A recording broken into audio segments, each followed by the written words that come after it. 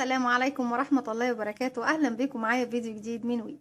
فيديو النهاردة إن شاء الله هو طبعا بناء على مطلب جماهيري كتير منكم طلب مني نعمل بلوفر رجالي. إن شاء الله في فيديو النهاردة نعمل بلوفر رجالي حلو جدا مع بعض، وإن شاء الله يكون سهل وبسيط. هنشغله بغرزة جبال القلب، شرحتها معاكم في فيديو خاص بيها. أتمنى تكونوا اتدربتوا عليها عشان نسهل على بعض طريقة عمل البلوفر. هستخدم معاكم النهاردة خيوط كارما، خيوط تركي جديدة نازلة السوق، بس بصراحة عجبتني جدا. الوانها ودرجات الالوان بتاعتها حلوه جدا، بالاضافه طبعا للخامه بتاعتها ان هي جميله وناعمه وحلوه. تعالوا نشوف التعليمات الخاصه طبعا بالخيط بتاعنا النهارده. اولا بلد المنشأ عندنا ميدين تركيا. عدد الامتار بتاعه الخيط بتاعي 300 متر، وهو 100 جرام للشله. الابر اللي هنستخدمها، هو هنا مش موضح لي ابره الكروشيه كام، لكن هو كاتب لي ابره التريكو من 4 ل 5. وعايزه اقول لكم ان ابره التريكو بردك نفس الرقم بتستخدميه هنا بتستخدميه في الكروشيه، الا ان الكروشيه بيسمح لك تستخدمي ابره اكبر، يعني ممكن تستخدمي اكبر كمان من ال5. اوكي، تعالوا كمان نعمل اختبار الخيط بتاعي. هجيب الابره اللي هستخدمها، اجيب لكم كمان رقم 4 عشان اتاكد اذا كانت فعلا مناسبه ولا لا. بجيب الخيط بتاعي بتنيه بالشكل ده، بيكون جزئيه مقفوله بالشكل ده. هاجي هنا شايفين الجزء اللي هو السن المدبب بتاع الابره اهو.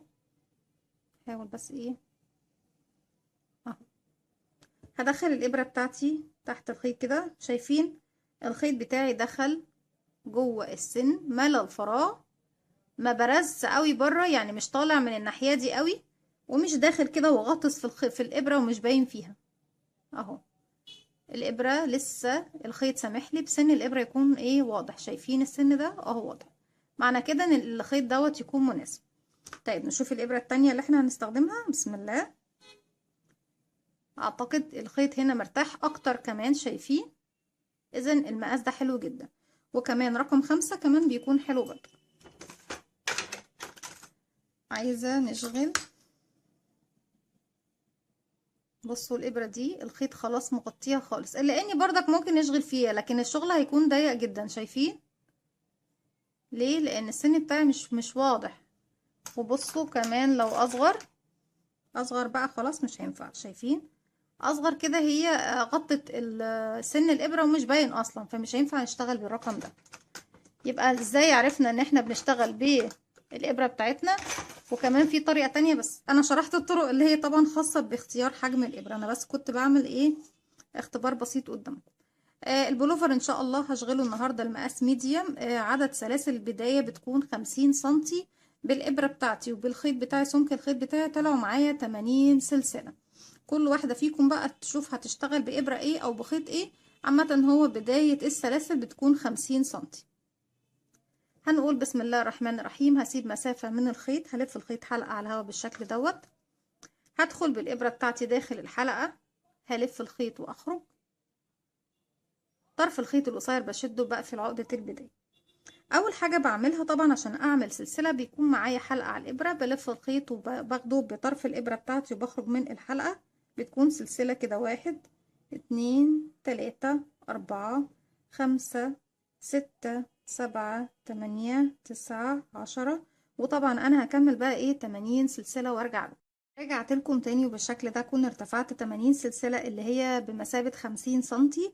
بعد كده هشتغل بغرزة العمود بلفة من اخر سلسلة، من عند اخر سلسلة هرتفع طبعا ارتفاع غرزة العمود بلفة، واخر سلسلة طبعا طالما ارتفعت من فوقيها 3 سلاسل ارتفاع غرزة العمود بلفة، اذا انا اعتبر ان انا اشتغلت فيها. هرتفع 1 2 3، وهنسيب 1 2 3، وهسيب كمان رقم 4 اللي هي اخر سلسلة انا اشتغلتها، لان هي اللي طالع منها 3 سلاسل، يعني فوقيها العمود الاول، لان 3 سلاسل دول هعتبرهم اول عمود معايا. وهروح للسلسلة رقم 5 بقى، وهلف الخيط على الابرة واشتغل عمود بلفة. عشان اشتغل عمود بلفة بيكون معايا حلقة على الابرة، هلف الخيط بيبقوا حلقتين زي ما احنا شايفين. هدخل انا لما بكون بشتغل في سلاسل بيكون عندي ضلع خلفي وضلع امامي، هشتغل في الضلع الخلفي من السلاسل الباك لوب. هدخل هلف الخيط واخرج من تحت. اتبقى معاكي كام حلقة؟ معايا 3 حلقات على الابرة. بلف الخيط وبخرج من حلقتين، بتبقى معايا حلقتين بلف الخيط واخرج منهم. يبقى كده تاني عمود. هكرر معاكم مرة كمان، بيكون معايا حلقة بلف الخيط بيكونوا حلقتين، هدخل اشتغل في الباك لوب في الضلع الخلفي من السلاسل زي ما احنا شايفين اهو كده اوضح. هلف الخيط واخرج، بيكون معايا 3 حلقات، بلف الخيط واخرج من حلقتين، بيتبقى حلقتين بلف الخيط واخرج منهم، وهكذا. انا كده معايا 1 2 3 4 5، وهكذا بكمل بقى الشغل بتاعي لغاية ما اوصل لاخر غرزة بغرزة العمود بلفة. هكمل وارجع لكم. رجعت لكم تاني زي ما احنا شايفين اشتغلنا الراوند بتاعنا كله بغرزة العمود بلفة. المرحلة اللي جاية هشتغل الكمر طبعا بتاع البلوفر، وهنشتغله بغرزة البليسيه. بشتغل 2 بريد امامي و2 بريد خلفي، يعني 2 عمود بشكل امامي و2 عمود بشكل خلفي. هرتفع 1 2 3، هلف الشغل بتاعي الناحية التانية، معايا حلقة على الإبرة، هلف الخيط على الإبرة، بيكونوا حلقتين. أنا طبعا شايفين العمود دوت أنا ارتفعت من فوقيه خلاص، فمش هرتفع ايه، مش هشتغل في الفراغ بتاعه تاني. ده الفراغ اللي بشتغل فيه. بصوا فراغات كل غرزة اهي، ده الفراغ بتاع الغرزة الأولى، وده الفراغ بتاع الغرزة التانية، وده الفراغ بتاع الغرزة التالتة، وهكذا. خلاص الفراغات بتاعتي باينة، وحرف الفي اللي هو ايه، حرف الفي أو رقم ال7 بيكون باين وواضح قدامي. انا مش هشتغل، مش هدخل بقى واشتغل في حرف الفي بالشكل دوت، مش عايزه حرف الفي على الابره، لا. هشتغل من قدام العمود بتاعي. هدخل، شايفين الفراغ اللي قبله، يعني ده العمود اللي انا هشتغل عليه. ليه؟ لان الاولاني انا اشتغلت عليه خلاص ريدي طبيعي. هشتغل فوق رقم 2، هدخل في الفراغ اللي قبله من قدام مش من ورا. ليه؟ الامامي بشتغل من قدام الشغل. هدخل في الفراغ اللي قبله، هرفع العمود بتاعي لفوق وهخرج من بعده بالشكل دوت. هلف الخيط واخرج تاني من تحت، بقى 3 حلقات، هلف الخيط واخرج من حلقتين، اتبقى حلقتين بلف الخيط وبخرج منهم تاني. بعمل عمود امامي بيكون معايا حلقة، بلف الخيط بيبقى حلقتين. الفراغ اللي قبله اهو، هاجي هدخل من عنده، هرفع العمود بتاعي فوق الابرة وهخرج من الفراغ اللي بعده، هلف الخيط وهخرج من تحته. معايا 3 حلقات، هلف الخيط واخرج من حلقتين، بقى حلقتين هلف الخيط واخرج منهم. بيكون شكلهم بارزين زي ما احنا شايفين كده. طيب الاتنين اللي جايين هيكونوا عمود خلفي او بريد خلفي.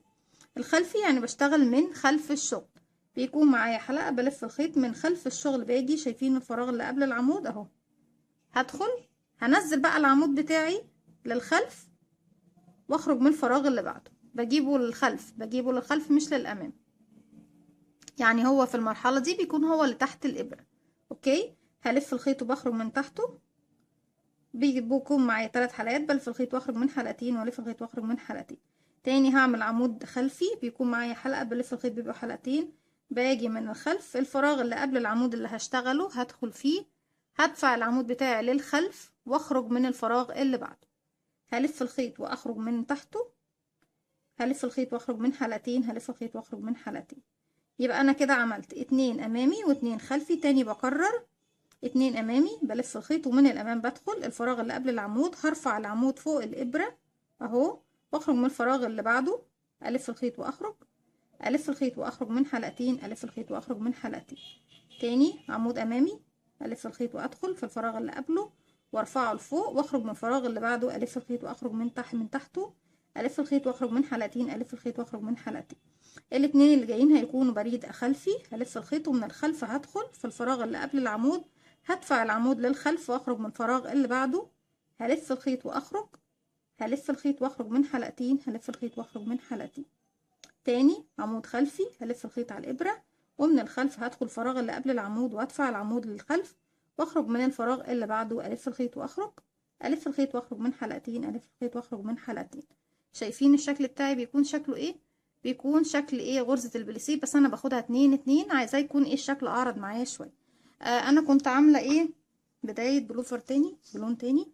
شايفين الجزئيه اللي تحت دي اهي، ده اللي انا عاوزاه يكون عامل زي ايه، زجزاج، عامل زي ايه بدايه البلوفر بالنسبه طبعا للتريكو، هي بالظبط اللي هي غرزه البليسيه 2 و2. هكمل بقى السطر دوت وبعد كده هرجع لكم نشوف هنبدا السطر اللي بعده ازاي. رجعت لكم تاني وزي ما احنا شايفين خلاص خلصت الراوند بتاعي كله، 2 عمود خلفي و2 عمود امامي زي ما احنا شايفين. في البداية بتاعة الراوند الجديد هرتفع 1 2 3 سلسلة، هلف الشغل بتاعي الناحية التانية. اول عمود انا كده اشتغلت فوقيه خلاص، فمش هشتغل فوقيه تاني. هشوف العمودين اللي بعديهم عبارة عن امامي ولا خلفي. ليه؟ لان الامامي بشتغل عليه امامي والخلفي بشتغل عليه خلفي. طبعا اول اتنين عمود بيقابلوني عمود بريد خلفي او عمود خلفي، اذا هشتغل عليهم اتنين عمود خلفي.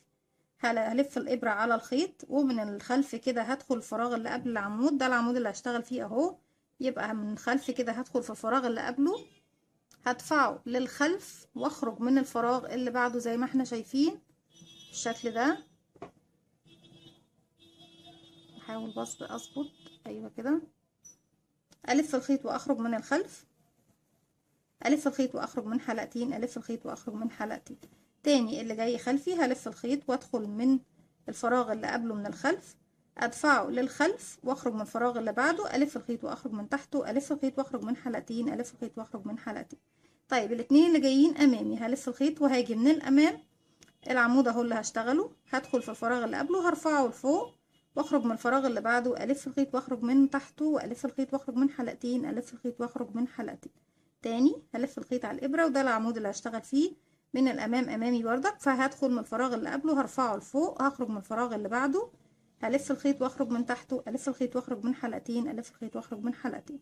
بنفس الطريقة دي بشتغل فوق كل اتنين عمود امامي يبقى اتنين امامي، وبكل اتنين عمود خلفي بشتغل عليهم اتنين عمود خلفي، يبقى اتنين امامي واتنين خلفي، اتنين امامي واتنين خلفي، لغاية طبعا ما بخلص ايه الراوند بتاعي.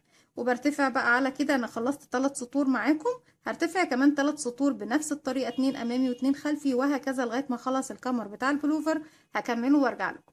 رجعت لكم تاني بالشكل ده، كملت 6 سطور. طبعا اشتغلنا مع بعض 3 واشتغلت 3 لوحدي زي ما احنا شايفين. ده الشكل طبعا المقصود اللي هو ايه بنعمل بيه الجزء الاول من البلوفر. حتى احنا لما هنيجي نكمل الغرزة بتاعتنا بقى اللي هي غرزة جبال القلب، هتبصوا تلاقوا ان البلوفر بدأ الغرزة بتاعتنا توسع عن كده. ليه بتوسع؟ لان الغرز دي بتكون عاملة زي الاستك، مضمومة كده على بعضها، فبتدينا مساحة الجزء الأول دوت من البلوفر، بتكون ايه كنزة كده شوية وحلوة، بتكون مضمومة وشكلها جميل. هنبدأ بقى الغرزة بتاعتنا، نقول بسم الله الرحمن الرحيم. أتمنى تكونوا اتدربتوا عليها عشان تكون سهلة عليكم. أول سطر بالنسبة لي بشغله بغرز الحشو، برتفع سلسلة ارتفاع غرزة الحشو، بلف الشغل بتاعي الناحية التانية زي ما احنا شايفين. الفراغات اهي قدامي، بصوا الفراغ ده وده، وكل الفراغات طبعا ايه اللي تحت حرف الفي بدخل هشتغل ايه، بدخل في الفراغ اللي تحت الغرزة بيكون حرف الفي كامل عندي على الابرة، او رقم السبعة ايه زي ما بنسميه. هلف الخيط واخرج، الف الخيط واخرج من حلقتين، بيكون معايا حلقة، بدخل الفراغ اللي بعده بيكون معايا طبعا حرف الفي كامل على الابرة اللي هو الضلع الامامي والضلع الخلفي للغرزة. هلف الخيط واخرج، بيكون معايا حلقتين، بلف الخيط واخرج من الاتنين على كل الغرز اللي بتقابلني بالشكل ده. خلاص بقى بشتغل ايه غرزة حشو لغاية طبعا ما اوصل لنهاية الراوند بتاعي. الغرز واضحة وباينة اهي قدامي، كل فراغ بدخل اشتغل تحتيه او بدخل من تحته اشتغل غرزة حشو. بعد ما خلصت السطر الاول بغرزة الحشو زي ما احنا شايفين، بعد كده السطر اللي جاي هيكون كله بغرزة العمود بلفة. برتفع ارتفاع غرزة العمود بتكون 1 2 3 سلسلة، وهلف الشغل بتاعي الناحية التانية فوق اول فراغ زي ما احنا شايفين دوت. انا مش هشتغل تاني لان انا ارتفعت ايه من عنده الثلاث سلاسل الارتفاع، اذا انا اشتغلت عليه. هلف الخيط وهروح بقى لتاني فراغ على طول رقم 2 واشتغل غرزة عمود بلفة، واللي بعدها كمان عمود بلفة، وهكذا عمود بلفة فوق كل غرزة بتقابلني لغاية طبعا ما اوصل الى نهاية الراوند. العمود بلفة بيكون معايا حلقة، بلف بيبقى حلقتين، هدخل اشتغل في الفراغ بتاع الغرزة اللي هشتغل فيه، الف الخيط واخرج. معاكي 3 حلقات بتلف الخيط وتخرجي من حلقتين، بعد كده معاكي 2 بتلف الخيط وتخرجي منه، وهكذا بكمل بقى الراوند بتاعي كله لغاية ما اخلصه بغرزة العمود بلفة. رجعت لكم تاني، وزي ما احنا شايفين البلوفر بتاعنا بالشكل دوت، بيكون السطر التاني بغرزة العمود بلفة. بس انا بوريكم حاجة. شايفين بقى احنا بعد ما بدأنا السطور العادية بالغرز العادية بتاعتنا بتكون مفرودة، فبتحسي ان هي ايه اوسع شوية، فهتديكي الوسع طبعا اللي انت بتكوني محتاجاه للمكان اللي فوق عند الصدر. لان دايما الصدر عند الرجال بتحسوه ان هو اعرض، يعني الكتاف والصدر بيكون اعرض من منطقة ايه الارداف، فاحنا مش محتاجين نزود في الغرز بتاعتنا، تلقائي كده كده زي ما احنا شايفين اهو. المكان عندي او الحجم عندي وسع عن المكان بتاع البداية. طيب السطر الثالث بالنسبة للغرزة بتاعتنا غرزة جبال القلب بيكون بردك بغرزة الحشو. يعني انا بعمل سطر بغرزة الحشو والسطر التاني بغرزة العمود بلفة، السطر الثالث بردك بيكون بغرزة الحشو. برتفع سلسلة بلف الشغل بتاعي الناحية التانية. اول فراغ هشتغل فيه. ليه بشتغل بقى لما بكون بعمل غرزة حشو؟ ليه بشتغل في اول فراغ؟ لان السلسلة دي مش هتعتبر غرزة كاملة، لكن الثلاث سلاسل بعتبرهم غرزة كاملة، لان هو زي ما انت شايفة بصوا اهي 3 سلاسل بيكونوا بمثابة عمود، لكن السلسلة مش هتبان، فبالتالي انا بشتغل في الفراغ اللي فوقيها على طول او اللي تحتيها على طول. هدخل واشتغل غرزة حشو، وفي كل غرزة هدخل واشتغل ايه غرزة حشو لغاية ما اخلص ايه الراوند بتاعي. تاني بنراجع غرزة الحشو بيكون معاكي حلقة بتدخلي تحت حرف الفي بتلف الخيط وتخرجي، بيكون معاكي حلقتين بتلف الخيط وتخرجي منهم. بكمل بقى الراوند بتاعي كله بنفس غرزة الحشو وهرجع لكم. كده بكون خلصت الراوند بتاعي بغرزة الحشو. يبقى احنا بعد ما عملنا غرزة البليسيه 2 و2 عملت سطر بغرزة الحشو وسطر بغرزة العمود بلفة والسطر التالت بغرزة الحشو تاني. السطر اللي جاي بقى هو اللي ببدأ فيه غرزتي، لان غرزتي بتكون معتمدة على اكتر من خطوة وانتوا فاكرين اكيد يعني. هرتفع بقى ارتفاع غرزة العمود بلفة 1 2 3 سلسلة، وهلف الشغل بتاعي الناحية التانية زي ما اتفقنا. لما بشتغل عمود بلفة يبقى كده انا اول فراغ مش هشتغل فوقيه تاني لان ريدي انا اشتغلت فوقيه. هروح بقى لتاني عمود اللي هو هنا دوت اهي تاني غرزة فوقيها غرزة الحشو اهي. دي تاني غرزة، يعني اول غرزة انا خلاص اشتغلت فوقيها مش هشتغل فوقيها تاني.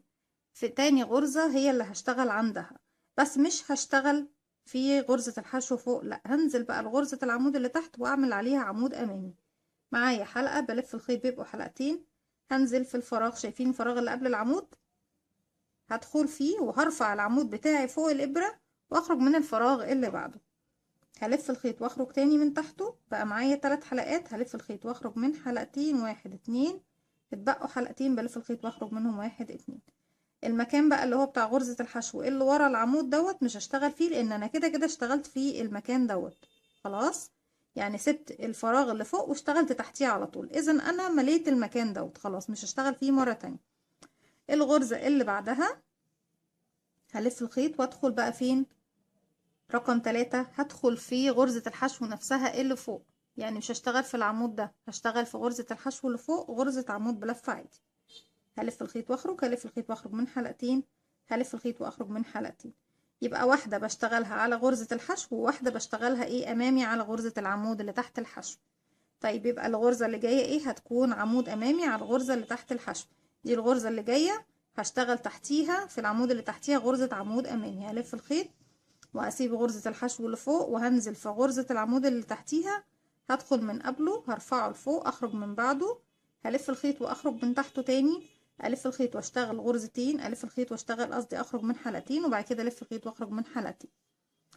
الغرزة اللي وراه احنا طبعا اشتغلنا تحتيها فبالتالي مش هشتغل هنا تاني، هروح للي بعدها واشتغل غرزة عمود بلف عادي. الف الخيط وادخل في الفراغ بتاع غرزة الحشو فوق والف الخيط واخرج، الف الخيط واخرج من حلقتين، الف الخيط واخرج من حلقتين. يبقى انا بشتغل ايه؟ بنشتغل ايه يا رندا؟ بنشتغل مرة في غرزة الحشو نفسها اللي فوق، وبشتغل المرة التانية على غرزة العمود اللي تحت غرزة عمود امامي. طيب انا اشتغلت هنا على الحشو دي عمود عادي، هروح بقى للغرزة اللي بعديها دي الحشو دي هسيبها، هنزل بقى للعمود اللي تحتها واشتغل عمود امامي.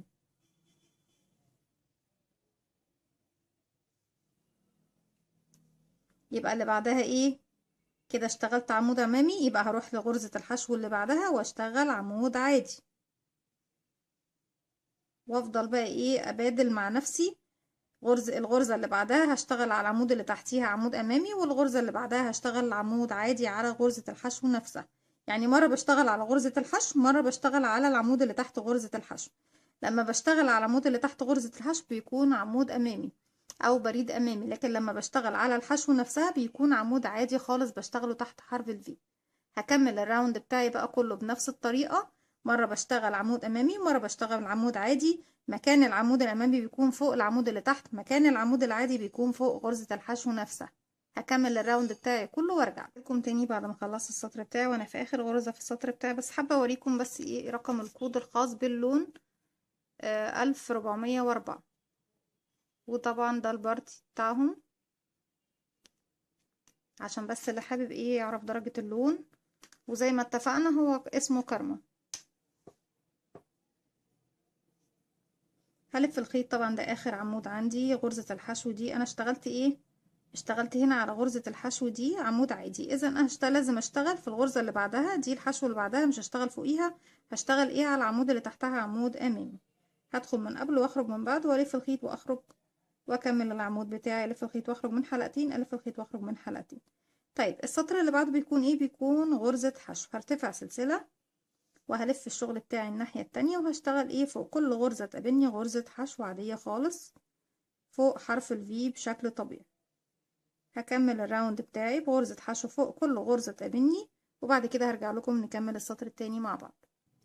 رجعت لكم تاني كده بعد ما خلصت السطر بغرزة الحشو. هرتفع بقى ارتفاع غرزة العمود بلفة 1 2 3 وهلف الشغل بتاعي الناحية التانية. عايزاكم تاخدوا بالكم معايا في السطر دوت. احنا كده طبعا اول عمود اشتغلنا فوقيه خلاص، يعني اول غرزة خلاص اشتغلنا فوقيه. انا دلوقتي الغرزة اللي هتقابلني رقم 2. رقم 2 دي من تحت هلاقي ان انا اشتغلت ايه عندها عمود امامي. شايفين اهو. فوق رقم 2 هشتغل ايه عمود عادي، يعني فوق الامامي بشتغل عادي على الحشو، وفوق العادي بشتغل ايه امامي.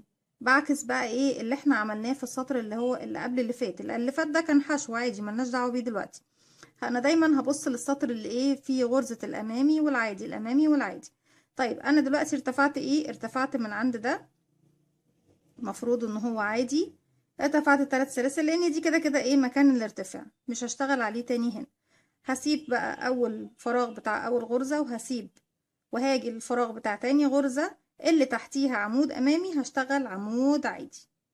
يبقى في الغرزة رقم 2 هدخل واشتغل عمود عادي. اللي بعدها غرزة الحشو اللي بعدها هلاقي تحتيها ايه عمود عادي دوت هحوله الامامي، يعني هشتغل عليه عمود امامي. هلف الخيط واجي من الامام هنا من قبله، هدخل وارفعه لفوق واخرج من بعده والف الخيط واخرج، الف الخيط واخرج من حلقتين، الف الخيط واخرج من حلقتين. الفراغ اللي وراه اتفقنا ما بنشتغلش فيه، الامامي ما بنشتغلش في الفراغ اللي وراه اللي هو بتاع غرزة الحشو. هيقابلني الغرزة اللي بعديها الحشو اللي بعديها تحتيها ايه عمود امامي، اذا هشتغل عليها هي عمود عادي. المكان اللي فيه عمود امامي بشتغل في الحشو اللي فوقيه عمود عادي. هيقابلني بعد كده الغرزة بتاعة الحشو دي تحتيها عمود عادي دوت بشتغل عليه عمود امامي، يعني العمود العادي تحت بشتغل عليه عمود امامي، والعمود الامامي بشتغل فوقيه في غرزة الحشو وغرزة عمود عادية، عكس اللي كنت بعمله تحت. هاجي في الفراغ اللي قبله هرفعه لفوق واخرج من بعده والف الخيط واخرج، الف الخيط واخرج من حلقتين، الف الخيط واخرج من حلقتين. الغرزة اللي بعدها ايه عندي عمود امامي وفوقيه غرزة حشو عادية، هشتغل عمود عادي فوق غرزة الحشو اهي قدامنا على طول. يبقى العمود الامامي بشتغل فوقيه بغرزة الحشو عمود عادي. اوكي فهمنا. دلوقتي العمود الامامي فوقيه عمود عادي، بس فين الفتحة اللي بدخل فيها؟ بدخل فوق غرزة الحشو. لكن العمود العادي باجي على العمود نفسه اهو من تحت العمود واشتغل عمود امامي. اللي بعدها هنلاقي عمود امامي يبقى فوقيه غرزة عمود عادية في فتحة الحشو، واللي بعدها عمود عادي من تحت اهي غرزة الحشو دي تحتها عمود عادي هنحوله الامامي، هشتغل فوقيه واحد امامي.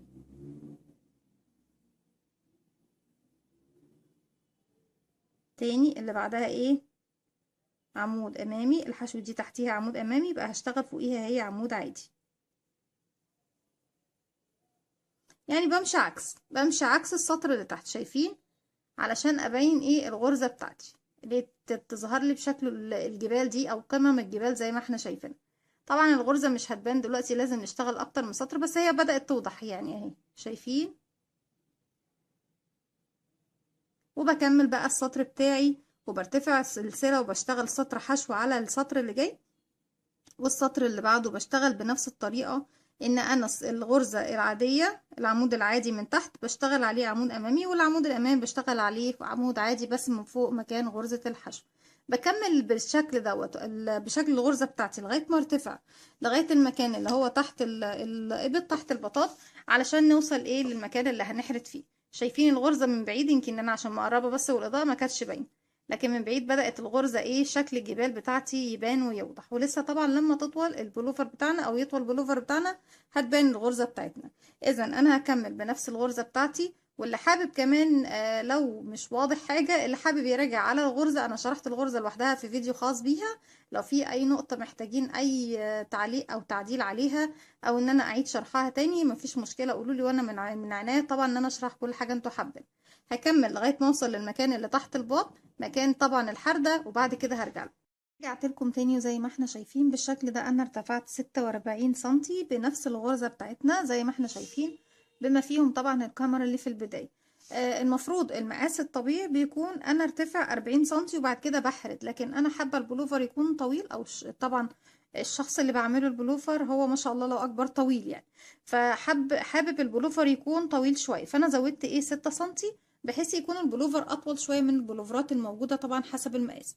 لكن طبعا لو الشخص مش طويل هنكتفي ب40 سنتي ارتفاع، وبعد كده هنبدأ نعمل حردة ايه الإبط. انا حردة الإبط على المقاس اللي انا اخدته الميديم رسمتها، وفي فيديو تاني ان شاء الله هوريكم ازاي. بصوا انا رسمت ايه الحردة بتاعتي بتاعت الإبط، وفي فيديو تاني خاص بالحردات طبعا هوريكم ازاي نعمل حردة الإبط ونقص كمان الباترون بتاعها، وكمان نعمل الحردة اللي هي تحت بالنسبة طبعا للكم، وحردة الرقبة الأمامية والخلفية. هجيب بقى الشغل بتاعي. بصوا انا اشتغلت السطور بتاعتي، وجيت هنا دلوقتي المفروض ان انا السطر اللي جاي هيكون بغرزة الحشو، علشان نشوف طريقة التناقص بتاعتنا هتكون ازاي. السطر اللي المفروض هشتغله خلاص بعد الارتفاع اللي انا حباه، والطول ده زي ما قلت لكم انتوا عايزينه طويل، عايزينه اسرع، عايزينه اطول حتى كمان من اللي انا عاملاه، مفيش مشكلة، ده يرجع لكم انتوا، الطول يرجع حسب ايه الرغبة، لكن حسب المقاس الطول اللي تحت ده مش مشكلة، اعمليه زي ما انت عايزة. لكن الطول اللي فوق من بداية الحردة لغاية فوق هيكون 21 سنتي. يعني بصوا المقاس من عند الحردة هنا لغاية طبعا الاكتاف بتاعتي 21 سنتي، او 21 سنتي ونص. يعني هي بصوا النص سنتي ده مش حكاية، لان احنا طبعا بنشغل صوف، فالصوف بيمط معايا، فايه مش مشكلة، مش عقبة. شايفين انا الحردة عندي ايه؟ النهاردة بقى انا مش بشرح حردات، النهاردة انا بوريكم ازاي نعمل الحردة على الغرزة بتاعتنا. بصوا بداية الحردة بتاعتي اهي، يعني هسيب اول غرزة وتاني غرزة، وبردك من الناحية التانية في البلوفر هسيب ايه اخر غرزتين. طب عشان اسيب اول غرزة واخر غرزة بمشي ازاي؟ هنمشي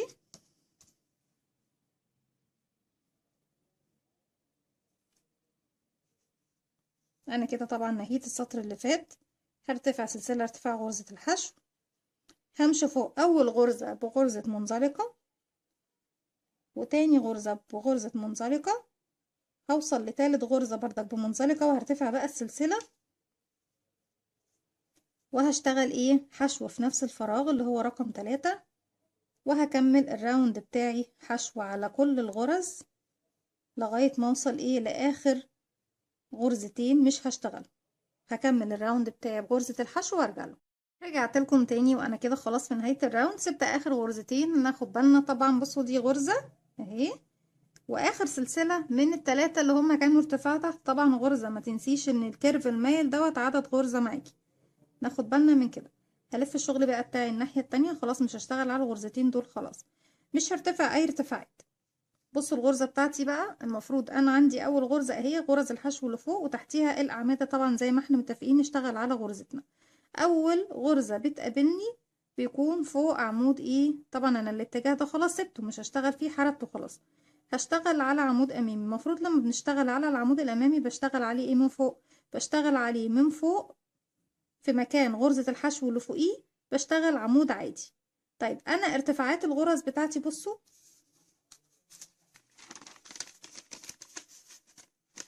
اهو، انا كده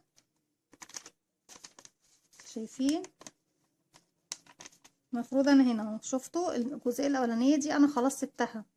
المفروض ان اجي من هنا امشي، شايفين الارتفاع معايا قصير اطول اطول، فانا عايزه اظبط الجزئيه دي. اظبطها ازاي؟ همشي على اول غرزه بغرزه حشو، تاني غرزه همشيها كمان بغرزه حشو، تالت غرزه هتكون بنصف عمود، رابع غرزه هتكون بغرزه العمود بلفه. وممكن نختصر على طول، يبقى اول واحده هتكون بالحشو، تاني واحده هتكون بالنصف عمود، تالت واحده هتكون بالعمود. ويلا بينا نبدا نشتغل. لازم نحاور طبعا الغرزه بتاعتنا. طيب انا مش عايزه اي ارتفاع، هروح على طول مباشره على اول غرزه. مفروض ان هي تكون عمود عادي فوق الحشو دي، طالما تحت منه عمود امامي. هدخل واشتغلها، بدل ما اشتغل عمود عادي هشتغل غرزة حشو. الف الخيط واخرج، ما ارتفعتش السلسلة بتاعتي كمان، مش عاوزة الارتفاع بتاعها يديني شكل ايه معرج كده في مكان الحردة. الف الخيط واخرج من ايه الحلقتين. هيقابلني بعد كده ايه الحشو اللي بعدها تحتيها عمود عادي، اذا المفروض ان انا احوله لعمود امامي. طب انا برضك مش هشتغل عمود بلفة، هشتغل ايه بقى فوقيه عشان الطول يكون اقل. ليه؟ اطوال الغرز عندي بتكون اقصر غرزة حشو، اللي يليها ما يليها طبعا غرزة نصف عمود، ما يليها غرزة العمود بلفة. اذا انا بستبدل غرزة العمود بالغرز اللي اقصر منها في مكان الحردات، لكن بشتغل غرزتي بنفس الطريقة. يعني انا عندي هنا المفروض يكون عمود امامي، هلف الخيط معايا حلقة بلف الخيط، هاجي من الامام كده، هدخل قبل العمود وهرفعه لفوق واخرج من بعده والف الخيط واخرج معايا 3 حلقات، هلف الخيط واخرج من التلاتة، 1 2 3. الغرزة اللي بعديها عمود امامي، اذا هشتغل في الحشو اللي فوقيها غرزة عمود عادي. بقى هشتغل بقى هنا من بداية هنا عمود معايا كده ايه سلسلة، اللي بعدها معايا حلقة ولفيت بقى حلقتين.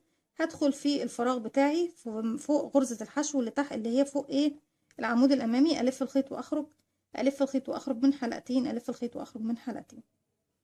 عايزة اوريكم بس ايه الرسمة بتاعتي.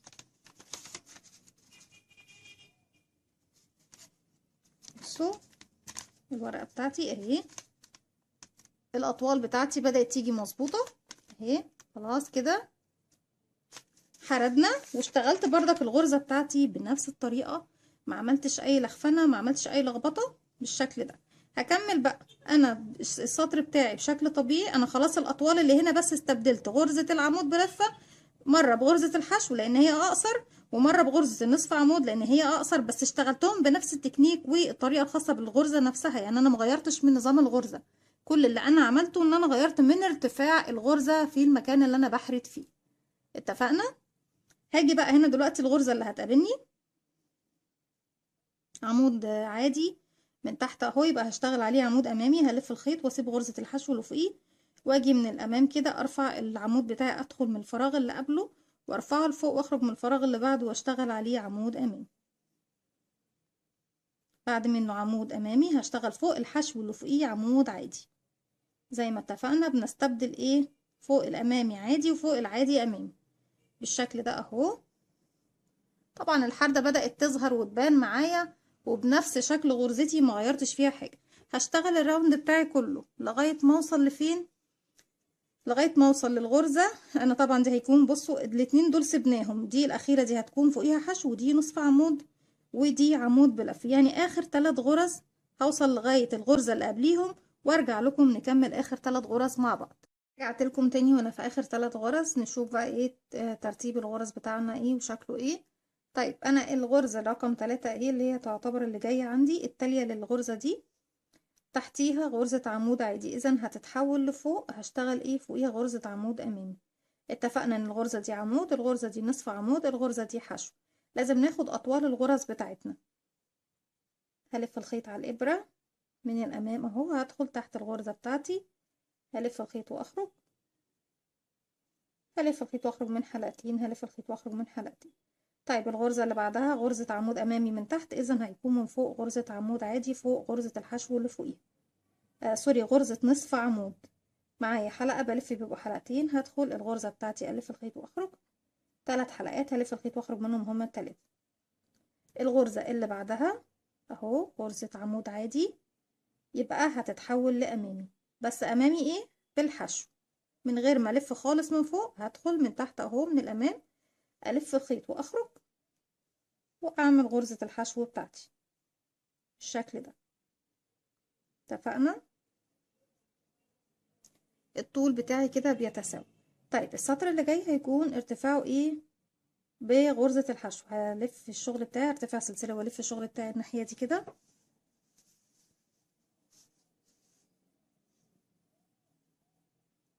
هشوف بقى انا ايه محتاجة اتناقص قد ايه. انا اهو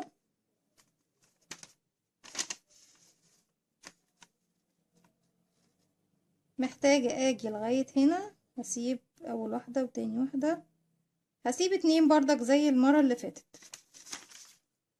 يبقى ايه، همشي بغرزة منزلقة على اول غرزة. طبعا انا ارتفعت من عندها، وهروح كمان لتاني غرزة اهي بمنزلقة، وتالت غرزة بمنزلقة، وهرتفع بقى من عندها سلسلة واشتغل بقى في نفس المكان تاني غرزة حشو. هكمل الراوند بتاعي كله بغرز الحشو. لما اوصل لاخر غرزتين مش هشتغلهم، هكمل وارجع لكم نرتفع السطر اللي بعده مع بعض. لكم تاني خلصت الراوند بتاعي. اخر غرزتين في السطر مش هشتغلهم زي ما سبتهم في بداية الراوند، هسيبهم في نهاية الراوند. هلف الشغل بتاعي الناحية التانية. طيب انا عايزة بس ايه، نقيس على المقاس بتاعنا. والمقاس ده طبعا لميديم. كل المقاسات اللي الشباب الميديم هتعملوا بنفس الطريقة بتاعتي. انا كده خلاص، بصوا ماشي الشغل بتاعي مظبوط.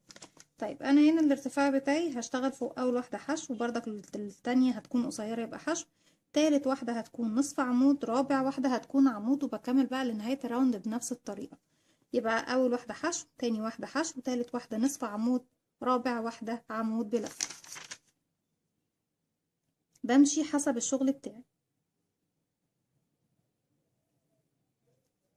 طيب ارتفاعات ما برتفعش دايما في بداية الراوند عندي. هنا خلاص عارفة ان انا محتاجة سلسلة ارتفاعها غرزة الحشو، بس انا مش عايزة ارتفاع. هدخل مباشرة اشتغل اول غرزة بالحشو، تاني غرزة. احنا بس نشوف الاول ايه، سوري، ترتيب الغرزة بتاعتي. انا لو بشتغل غرز عادية معلش ايه كنت اشتغلت زي ما احنا شايفين، لكن طالما بشتغل على غرزة الجبال القلب يبقى لازم اشتغلها بنفس الطريقة. العمود اللي تحت دوت عمود ايه، عمود عادي، اذا هشتغل فوقيه امامي. انا معايا حلقة، هدخل من قبل العمود هرفعه لفوق، هلف الخيط واخرج واشغل غرزة الحشو بتاعتي. طيب الغرزة اللي بعدها هتكون ايه، عمود امامي، اذا فوقيها عمود عادي فوق الحشو اللي فوقيه. لكن زي ما اتفقنا تاني غرزة ترتيبها عندي حشو، يبقى بدل ما هشتغل عمود هشتغل حشو. اوكي. تالت غرزة اللي هي فوقيها المفروض يكون نصف عمود، ترتيبها ايه، دي عمود امامي، اذا هخليها نصف عمود امامي. معايا حلقة، بلف الخيط، باجي في الفراغ اللي قبلها وارفعها لفوق والف الخيط واخرج. معايا 3 حلقات، هلف الخيط واخرج من 3 حلقات. طيب الغرزة اللي بعدها ترتيبها عمود بلفة، يبقى هشتغل فوق غرزة الحشو اللي فوق الامامي دوت عمود بلفة. بصوا الحردة بتاعتي، وكل ما بشتغل طبعا بظبط الشغل بتاعي. بس بالنسبة لكم طبعا انتوا هتشتغلوا على الخطوات اللي انا قلتها، لان انا ظابطه بصراحه المقاس من قبل على الورقه بتاعتي. بصوا انا خلاص في المكان ده اهو، انا مشيت المكان الخطوه دي كلها. شايفين كمان الشغل بتاعي جاي مرتاح ازاي؟ ليه؟ لان احنا بنشتغل على اطوال الغرز بنفس غرزتي هي جبال القلب، لكن على اطوال الغرز زي ما اتفقنا. اطوال الغرز بتبقى اقصرها غرزه الحشو، واللي بعديها غرزه النصف عمود، واللي بعديها غرزه العمود بلفه. بشتغل بقى غرزه عمود بلفه بطريقه يعني غرزه جبال القلب. ان طبعا العمود الامامي بشتغل فوقيه عادي، والعمود العادي بشتغل فوقيه امامي فوق غرزه الحشو اللي فوقيه. وبعد كده ايه، بوصل لنهايه الراوند بتاعي. باجي بقى في النهايه هنا اخر غرزة هتبقى حشو. هنيجي بقى من الشمال، حشو حشو زي ما جيت من اليمين، حشو حشو نصف عمود عمود. انا عندي من الشمال حشو حشو نصف عمود عمود، اذا 4 غرز. هشتغل طبعا بطريقتي بغرزة العمود عادي، بطريقة غرزة جبال القلب لغاية ايه الغرزة اللي قبل اللي هي الأربعة الأخرانيين. هسيب الأربعة الأخرى ليه؟ هشتغل اللي هي طبعا رقم 4 اللي هي تعتبر الأولى بالنسبة لي بعد الأعمدة، هشتغلها عمود بردك زيهم، واللي بعدها نصف عمود، واللي بعدها حشو، واللي بعدها حشو، لكن طبعا على حسب ترتيب ايه الشغل بتاعي من تحت. هكمل السطر بتاعي خلاص بقى بالغرزة بتاعتي بشكل طبيعي وهرجع لكم تاني. وبالشكل ده انا خلاص خلصت السطر بتاعي كله ما عدا اخر 4 غرز. اتفقنا الغرزة دي هتكون عمود بلفة، ترتيبها من تحت ايه في شكل غرزتي اللي هي غرزة جبال القلب. انا تحت هنا في الغرزة الرابعة دي تحتيها ايه غرزة عمود عادي، اذا هشتغل فوقيها عمود امامي. هلف الخيط وهسيب غرزة الحشو اللي فوق وهاجي على العمود نفسه من تحته الفراغ اللي قبله هرفعه لفوق واخرج من الفراغ اللي بعده والف الخيط واخرج من تحته تاني واكمل غرزة العمود بلف، الف الخيط واخرج من حلقتين، الف الخيط واخرج من حلقتين. طيب الغرزة اللي بعدها امامي، اذا هشتغل فوقيها ايه؟ المفروض طبعا لو بشتغل بالعمود بشتغل عمود ايه عادي فوق الحشو دي، لكن احنا عايزين اطوال، فاذا هشتغل فوقيها ايه غرزة نصف عمود. هلف الخيط هدخل بقى فوق الحشو دي واشتغل ايه نصف عمود عادي خالص. اللي بعديها عمود امامي من تحت، اذا هشتغل عليها المفروض ان الترتيب اللي جاي هيكون حشو حشو، هشتغل حشو امامية، ما بلفش طبعا الخيط طالما حشو، هاجي على طول معايا حلقة هنزل في الفراغ ده ارفع العمود اللي تحت الف الخيط واخرج والف الخيط واعمل ايه غرزة الحشو. اخر غرزة عندي المفروض اللي فوق تحتيها امامي، اذا هشتغل فوقيها حشو عادية خالص. يبقى انا كده ايه نهيت الراوند بتاعي بالشكل ده زي ما احنا شايفين بالاطوال بتاعتي. طيب هنشوف بقى المقاس بتاعي. المفروض السطر اللي جاي هيكون سطر بيغيب غرزة الحشو عادي.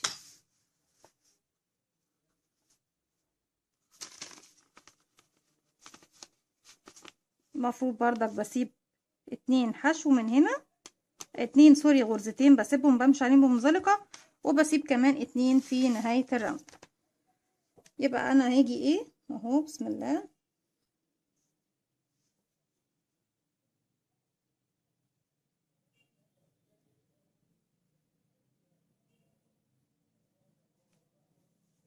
هاجي مش هرتفع اي ارتفاع. اول غرزة عندي هي همشي فوقيها بمنزلقة، تاني غرزة همشي فوقيها بمنزلقة، تالت غرزة بدون ارتفاع زي ما احنا بنشتغل دايما في مكان الحرد هشتغل على طول ايه غرزة حشو. يبقى انا سبت 2 واشتغلت في رقم 3 حشو، وكل السطر بتاعي هشغله بغرزة الحشو لغاية ما اوصل ايه لاخر غرزتين مش هشتغل لكم تاني بالشكل ده. انا ارتفعت ال5 سنتي اللي اتفقنا عليهم. بصوا انا هقسم بقى ايه انا اتفقت معاكم. بالنسبة للمقاس ميديم احنا اتفقنا من عند تحت الابط لحد الكتف فوق 21 سنتي، هيتقسموا كالتالي عشان برضك ما تتلخبطوش معايا.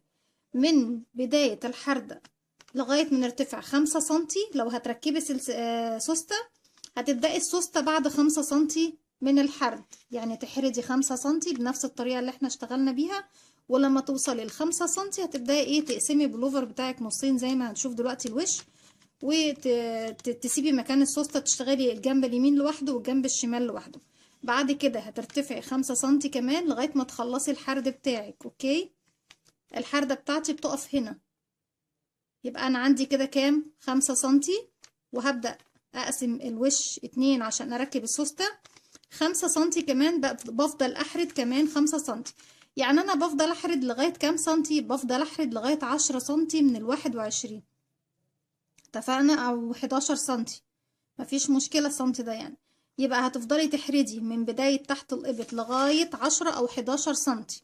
أنا قسمتها كام؟ قسمتها 10 سنتي، بحيث يبقى 5 سنتي قبل ما نركب السوستة، و5 سنتي طبعا بعد ما نقسم المكان بتاع السوستة. وبعد كده هتطلعي بقى لغاية فوق ال11 سنتي اللي باقيين، هتطلعيهم من الجنب كده بدون حرد، يعني بفضل احرد لغاية ايه ما اوصل 10 سنتي او 11 سنتي بالكتير.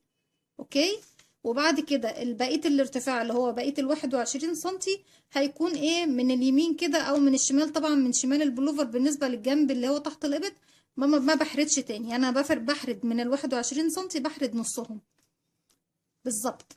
بصي لو قسمنا احنا لو جينا قسمنا ايه الشغل بتاعنا كده نصين، هنلاقي نص، يعني كام؟ 10.5 سنتي و10.5 سنتي.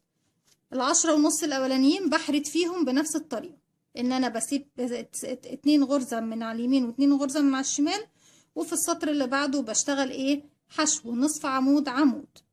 وبالنسبة للنص التاني ما بحردش فيه، بشتغل بقى بنفس الطول بتاعي عادي خالص، وبوقف حرد، يعني بفضل ايه، بفضل اشتغل بقى وارتفع بنفس ايه الطول بتاعي.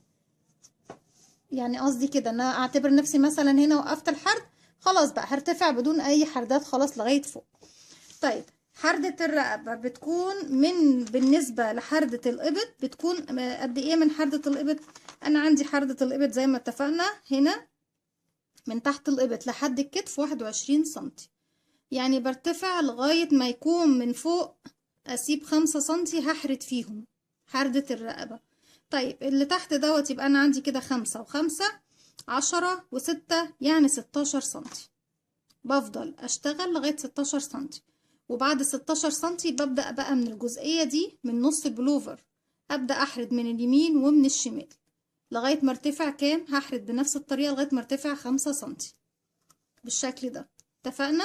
انا دلوقتي ما يهمنيش دلوقتي حردة الرقبة، هنحردها مع بعض عشان ما تقلقوش، لكن انا كل اللي انا قصدي اوصله لكم ان انتوا تعرفوا المقاسات دي، بحيث ان انتوا لما تيجوا تشتغلوا بعد مني تكون سهلة وواضحة بالنسبة لكم.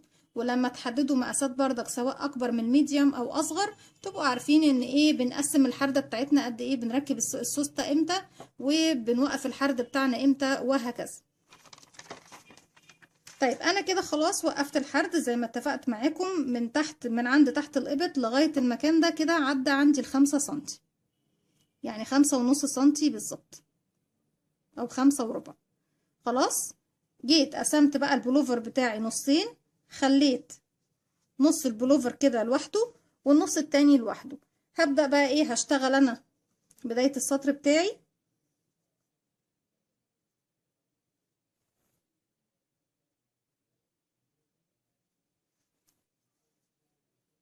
انا طبعا في بداية السطر سبت غرزتين ما اشتغلش فيهم، انا سبت 1 2 اهو، وفي رقم 3 دخلت فيها بمنزلقة وارتفعت ايه واشتغلت غرزة الحشو بتاعتي بالشكل ده. هكمل بقى حشو لغاية ما اوصل لفين؟ للغرزة بتاعتي اللي فيها الماركر، اللي هي بالظبط بالظبط نص البلوفر بتاعي.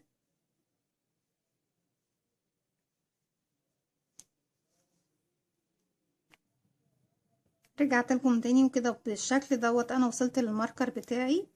هشيل بقى الماركر وهدخل اشتغل في الغرزة دي غرزة حشو عادي خالص بالشكل ده. بصوا انا هرجع تاني طبعا دلوقتي قدامكم للمكان ده، بس قبل ما ارجع للمكان دوت بقى هجيب خيط جديد بقرة تانية،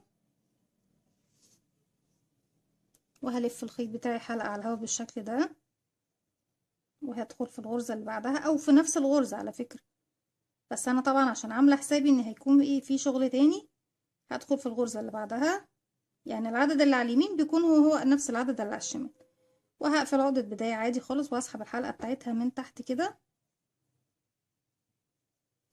هرتفع سلسلة وفي نفس الغرزة تاني هي هشغل غرزة حشو، وهكمل بقى ايه السطر بتاعي بقية السطر بالشكل ده في الجنب التاني بغرزة الحشو عادي لغاية ما اوصل لاخر غرزتين مش هشتغل.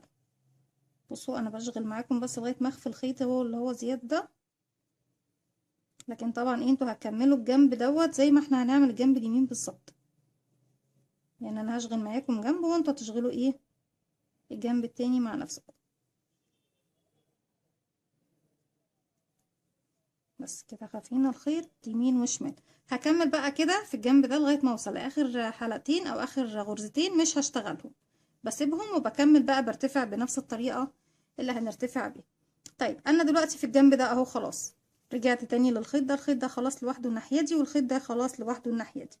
في المكان دوت هرتفع بقى ايه ارتفاع غرزتي العادي، انا برتفع كأني برتفع من تحت خالص، ارتفاع غرزة العمود بلفة 1 2 3، انا من الناحية دي في النص كده مكان السوستة مفيش حردات، اذا هرتفع ارتفاع غرزتي الشكل الطبيعي بالشكل ده. طيب بعد كده ايه اللي هيقابلني؟ انا ارتفعت فوق اول غرزة، خلاص مش هشتغل فوقيها تاني. تاني غرزة فوق غرزة عادية، عمود عادي، يبقى هشتغل ايه عليها؟ عمود اهي امامي. واللي بعدها عمود امامي، هشتغل فوق غرزة الحشو اللي فوقيها عمود عادي بالشكل ده. هكمل بقى غرزتي بشكل طبيعي، غرزة جبال القلب بشكل طبيعي خالص لغاية ما اوصل لاخر 3 غرز. الغرزة اللي قبل اللي هي طبعا رقم 3 هتكون بغرزة العمود، الغرزة اللي قبليها هتكون بغرزة النصف عمود، الغرزة الأخيرة هتكون بغرزة الحشو. ولازم ناخد بالنا بردك نحط في الاعتبار ان احنا بنشتغل بطريقة غرزة جبال القلب، سواء بالعمود او بالنصف عمود او بالحشو. بكمل بقى بالطريقة دي ان انا بشتغل الجنب ده لوحده وبحرد من الناحية دي بردك، وبكمل الجنب اللي على اليمين لوحده وبحرد من الناحية دي لغاية ما بوصل كام؟ كمان 5 سنتي بنفس الطريقة. هكمل وهرجع له. رجعت لكم تاني وبالشكل ده. ارتفعت بعديكم بس 4 سطور، سطرين بغرزة الحشو والسطرين التانيين اللي هما بيكملوا الغرزة بتاعتي. يعني لو هنحسبهم بغرزتنا هيبقى سطرين. ارتفعت سطر بغرزة الحشو، سبت غرزتين من على اليمين وغرزتين من على الشمال، والسطر اللي بعده كان بغرزة العمود، بس طبعا بداية السطر كان بحشو نصف عمود عمود. بعد منه تاني ارتفعت حشو تاني وسبت اول غرزتين واخر غرزتين ما اشتغلتهمش. والسطر اللي بعده الاخير اللي انا طبعا اشتغلته قبل ما ارجع لكم دلوقتي تاني هو كان بغرزة حشو نصف عمود عمود، وكملت طبعا الراوند بتاعي كله عمود بلفة لغاية نهاية الراوند. عملت بردك عمود نصف عمود حشو، يعني ما تناقصتش كتير. انا بعد ما سبتكم تناقصت ايه الكمية دي. طيب وصل بقى، انا وصلت للمكان اللي انا هعمل فيه السوستة بتاعتي. قسمت الشغل بتاعي 2 وحطيت الماركر بتاعي في الغرزة في المنتصف. بصوا بقى، انا وصلت للمكان ده. طيب انا مش عايزة، بصوا انا لو تناقصت تاني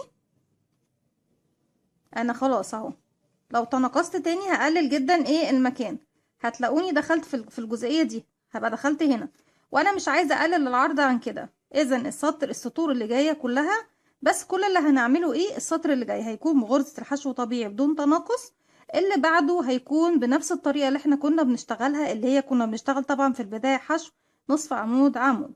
بفضل طبعا شغالة بالطريقة دي، مش هقلل غرز، خلاص انا قللت غرز في المرحلة اللي فاتت كلها، وفي كل مرة قللت فيها الغرز انا قلت لكم طبعا قللت كام غرزة، لكن بعد كده مش هقلل خلاص لغاية ما اوصل لحردة الرابعة، مش هقلل تاني. كل اللي انا هعمله المسافة دي اللي باقية، شايفين المسافة اللي باقية دي حوالي 5 سنتي. هرتفع السطور دي، حتى هقول لكم هي هتبقى كام سطر بالظبط.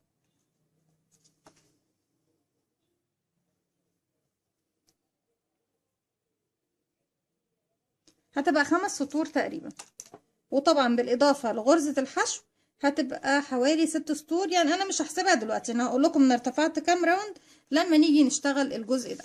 انا دلوقتي ايه كل اللي انا عملته زي ما انا قلت لكم، جبت الشغل بتاعي قسمته نصين، في المنتصف بالظبط حطيت ايه الماركر بتاعي.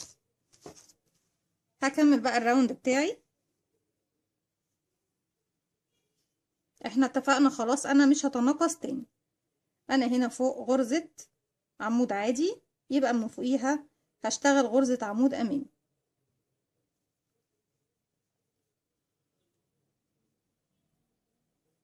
ولا بعدها عمود امامي، يبقى فوقيه فوق غرزة الحشو عمود عادي،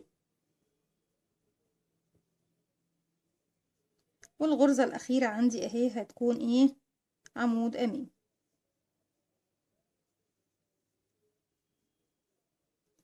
طيب اتفقنا مش هنقلل من الغرز تاني، اذا هرتفع سلسلة من نفس المكان اللي انا فيه وهلف الشغل بتاعي الناحية التانية، وهدخل فوق كل غرزة اشغل غرزة حشو لغاية ما اوصل لايه، لغاية ما اوصل لمكان الماركر اللي هو نص ايه الغرز بالظبط. كونتينيو بكده اكون وصلت لمكان الماركر. الغرزة دي اللي فيها الماركر انا مش هشتغل فيها ولا من اليمين ولا من الشمال، هسيبها كده فيها الماركر بتاعي، تبقى هي المنتصف بتاع الغرز بتاعتي. طيب انا دلوقتي خلاص السطر اللي جاي دوت مكان السوستة هشتغله بشكل طبيعي، ان انا برتفع غرزة العمود بلفة 1 2 3، وهلف الشغل بتاعي الناحية التانية، مش بكمل بقى للناحية التانية بنفس الخيط، لا هنوصل خيط الناحية التانية وهوريكم دلوقتي ازاي. طيب انا ارتفعت فوق ايه العمود دوت، وده كان عمود عادي، الثلاث سلاسل دول. طيب الغرزة اللي بعدها اذا مش هينفع اشتغل فيها تاني، الغرزة اللي بعدها عمود امامي، يبقى هروح اشتغل فوق غرزة الحشو اللي فوقيها عمود عادي. الغرزة اللي بعدها عمود عادي هنحوله الامامي، هلف الخيط وادخل اشتغل عمود امامي،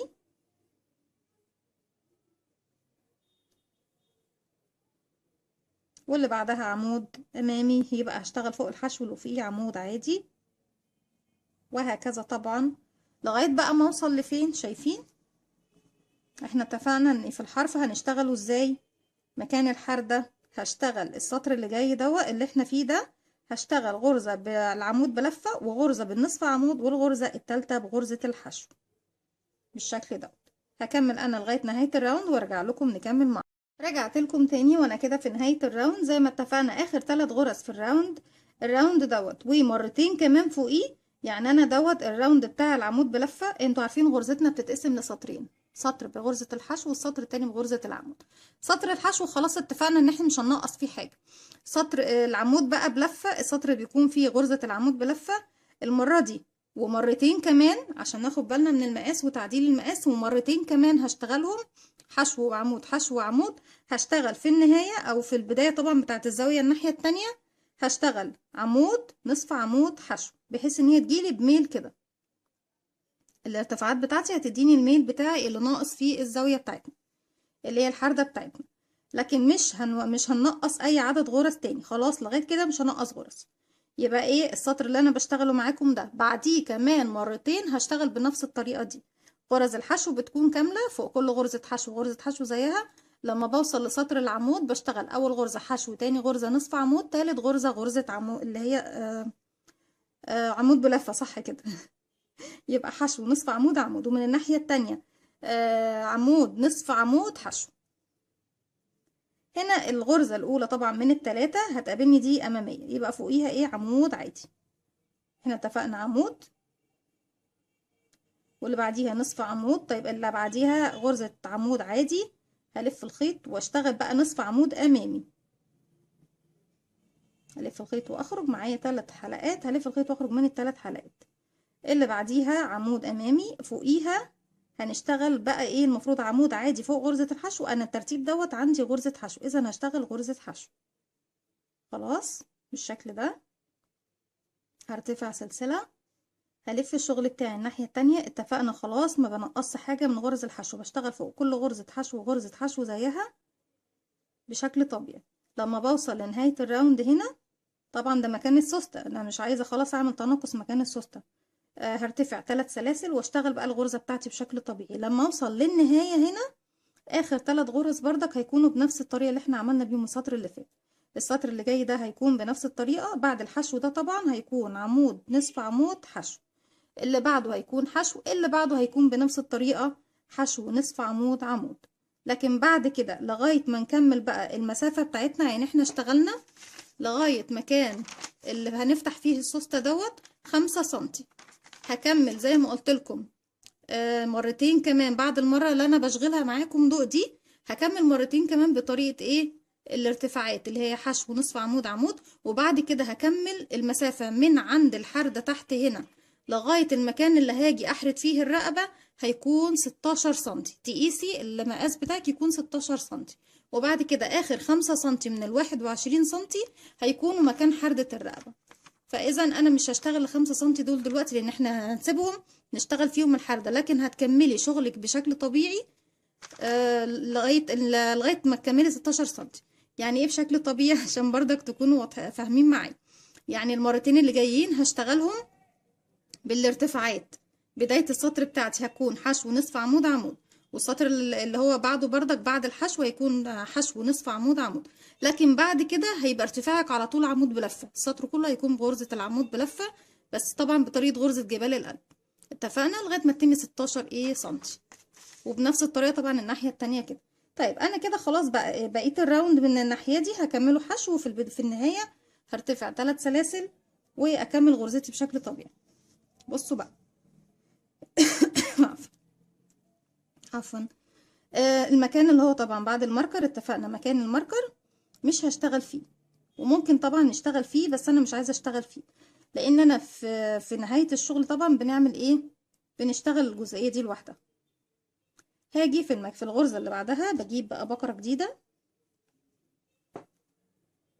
بكرة مختلفة، وهقفلها عقدة بداية. هدخل في الغرزة اللي هشتغل فيها عفوا، هسحب الحلقة دي من تحت ايه الغرزة اللي هشتغل فيها. السطر دوت المفروض ان هو طبعا في الترتيب سطر غرزة الحشو. احنا طبعا اشتغلنا السطر اللي فات وما اشتغلناهوش هنا، اذا ده كده ترتيب الحشو.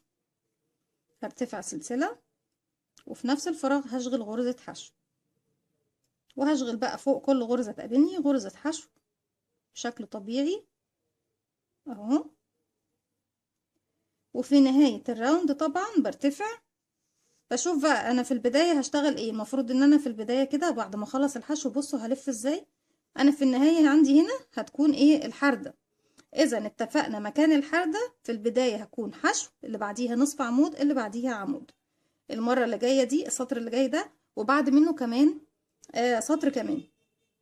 اوكي، يبقى نفس الترتيب اللي هتعمليه هنا. وبعد كده بتكملي بقى لغايه ما تكملي 16 سنتي بشكل طبيعي. لما بتوصلي لنهايه الراوند ترتفعي 3 سلاسل ارتفاع العمود بلفه، وتكملي بقى غرزتك بشكل طبيعي، سطر بغرزه الحشو وسطر بغرزه العمود، مره امامي ومره عادي. وبنفس الطريقه هكمل لغايه ما اتم 16 سنتي، وهرجع لكم نعمل الحر ده مع بعض. رجعت لكم تاني وبالشكل ده ارتفعت الارتفاع اللي انا محتاجاه، وهو 15 سنتي. انا مرضتش ارتفع 16، خليتهم 15 علشان نسيب ال6 سنتي الباقيين ايه لحردة الرقبة. حردة الرقبة بتبدأ من 8 سنتي. دي بالنسبة طبعا لسن الكبار دوت، لسن الشباب او البنات بتكون حوالي 7 سنتي.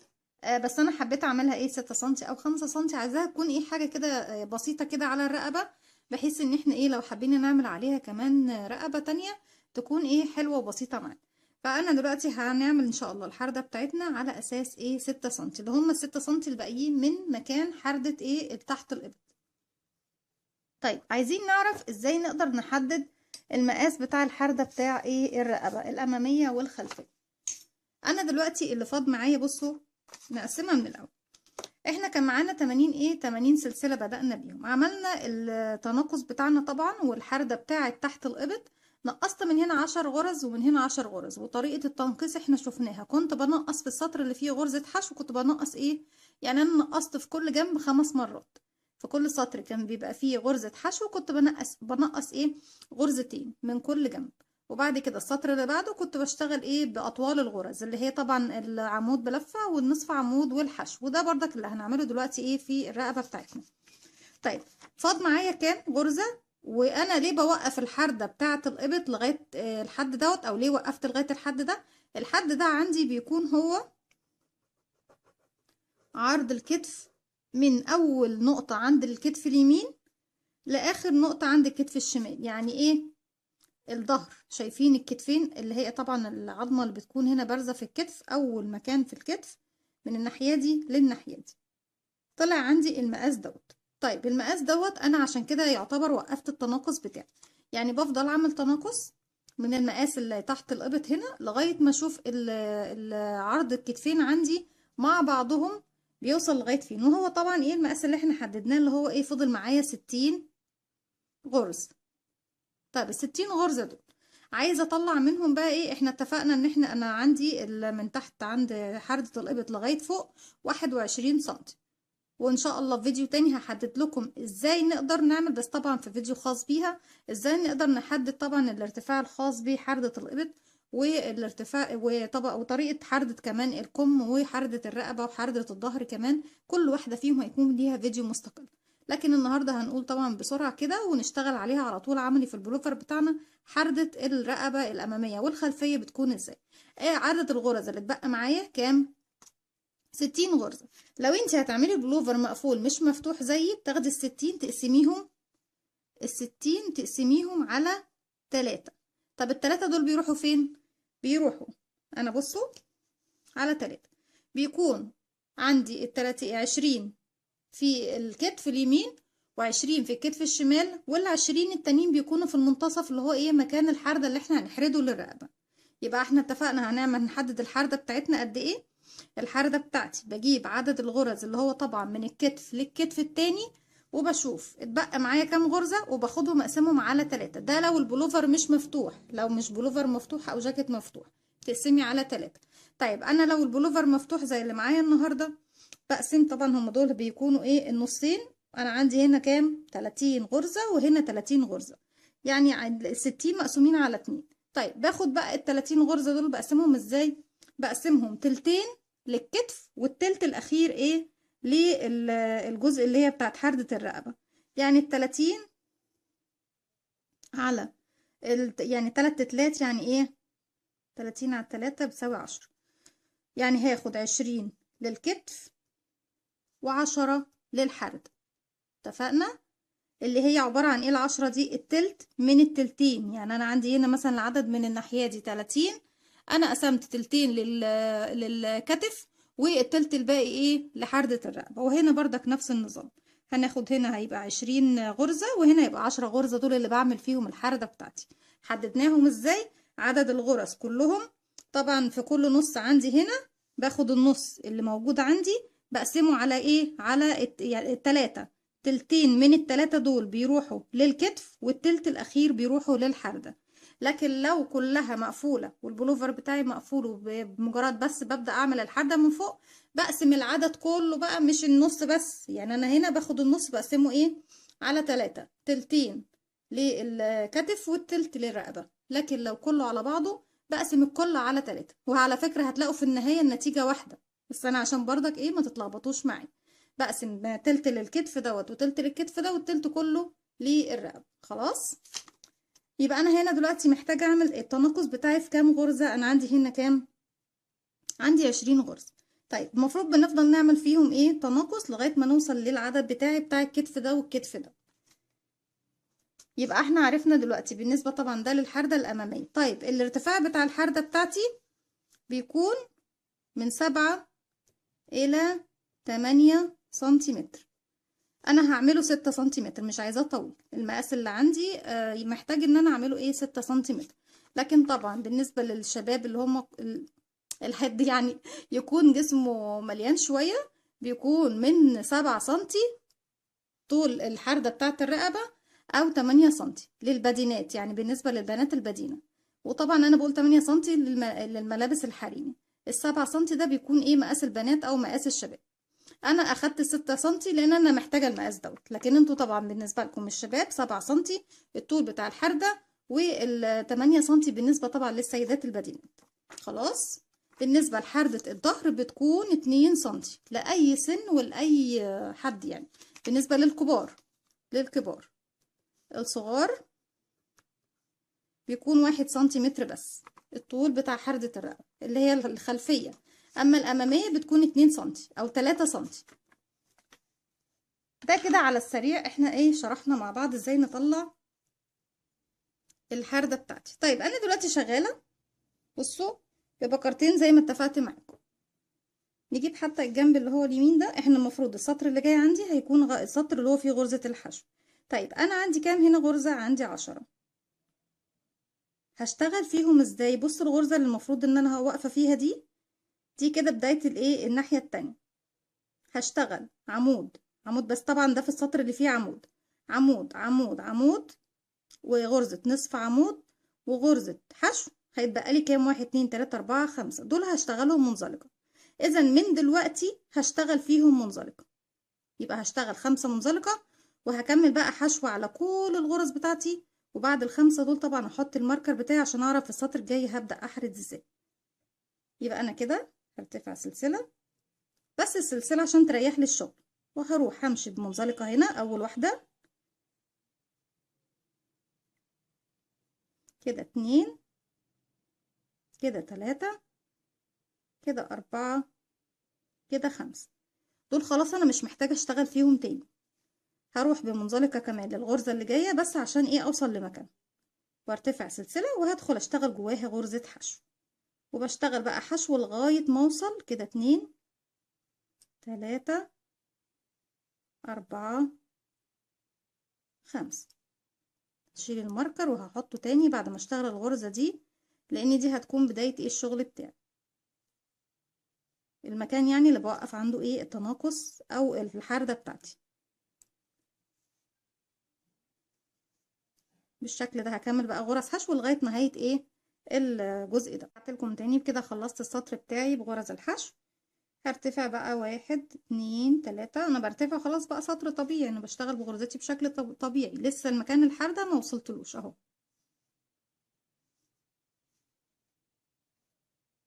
عندي ايه اول حاجة اهي، هلف الخيط، وطبعا ايه المفروض العمود العادي من تحت بشتغل ايه عليه عمود امامي كده. اول واحد امامي، اللي بعده الامامي بشتغل فوق غرزة الحشو اللي فيه عمود عادي، وهكذا طبعا حتى نصل الى مكان الماركر بتاعنا.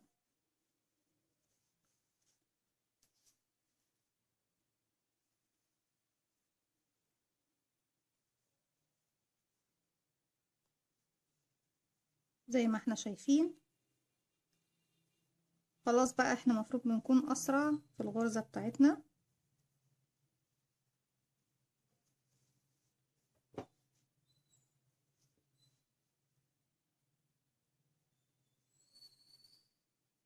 تلقائي هتبصي تلاقي نفسك خلاص حفظتي الغرزة وبدأتي تشتغلي عليه. الظهر بيكون هو بنفس الطريقة، ببدأ ب80 سلسلة، ولما بوصل لمكان حردة الإبط بحرد بنفس الطريقة اللي احنا طبعا شرحناها في الوجه، وبعد كده بوصل للارتفاع بقى اللي يكون أقل 2 سنتي من ارتفاع الظهر كامل، وبعد كده بعمل حردة الرقبة الخلفية. فأنا هشتغل الظهر مع نفسي، وطبعا لما اوصل لآخر 2 سنتي في المكان بتاع الظهر هرجع لكم نعمل حردة طبعا مع بعض.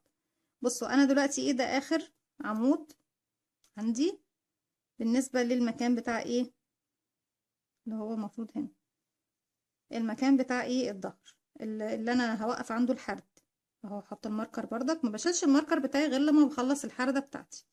طيب اتفقنا هيكون ايه عمود، واللي بعدها كمان عمود كده 2، واللي بعدها انا عندي هنا دي نصف عمود ودي حاجة، واللي بعدها كمان عمود، يبقى كده 3 عمود اشتغلتهم. اللي جاية دي هتكون نصف عمود، واللي جاية دي حشو اهي بالشكل ده زي ما احنا شايفين. اللي جايين هيكونوا حشو، المفروض انا هشتغل دي ايه غرزة عمود، ودي نصف عمود، ودي حشو، يعني همشي بمنزلقة على الاتنين الاولانيين. برتفع بقى سلسلة، بمشي بمنزلقة على اول غرزة وتاني غرزة وتالت غرزة، بس بوصل لها بمنزلقة، وبعد كده برتفع سلسلة وبشغل عليها حشو، وهكمل بقى حشو لغاية ايه نهاية السطر بتاعي. بس طبعا في كل مرة بوصل فيها للماركر بشغل الحشو بتاعتي واحط الماركر بتاعي تاني عشان اعرف فين المكان بقى اللي انا واقفة عنده التناقص بتاعي للرقبة. هكمل بقية الراوند حشو وارجع لكم. رجعت لكم تاني بالشكل ده. انا خلصت سطر الحشو وكمان ارتفعت 3 سلاسل واشتغلت السطر بتاعي بتاع العمود بلفة بغرزتي بشكل طبيعي لغاية ما هوصل ايه لمكان الماركر. مكان الماركر عندي هنا اهو دوت، بشتغله عمود عادي. احط الماركر بتاعي تاني، وزي ما اتفقت معاكم اللي جاية دي غرزة عمود، واللي بعدها غرزة نصف عمود. وطبعا الترتيب بتاعي لازم يكون بردك ايه بنفس شكل الغرزة بتاعتي، يعني انا مش بشغلهم في اي مكان، لا بشغلهم بترتيب الغرزة بتاعتي.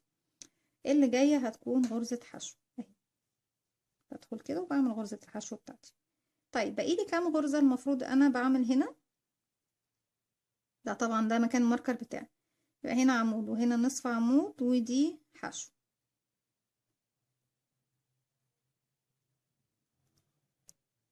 انا كل اللي انا هعمله هرتفع سلسلة وهمشي فوق دي منزلقة، وفوق دي منزلقة، وفوق دي منزلقة. خلاص انا ده اخر تناقص عندي، وهمشي كمان فوق دي بمنزلقة بس، وارتفع سلسلة واشتغل فيها غرزة الحشو بتاعتي. مش عايزة اعمل ايه التناقص بتاعي اعلى من كده.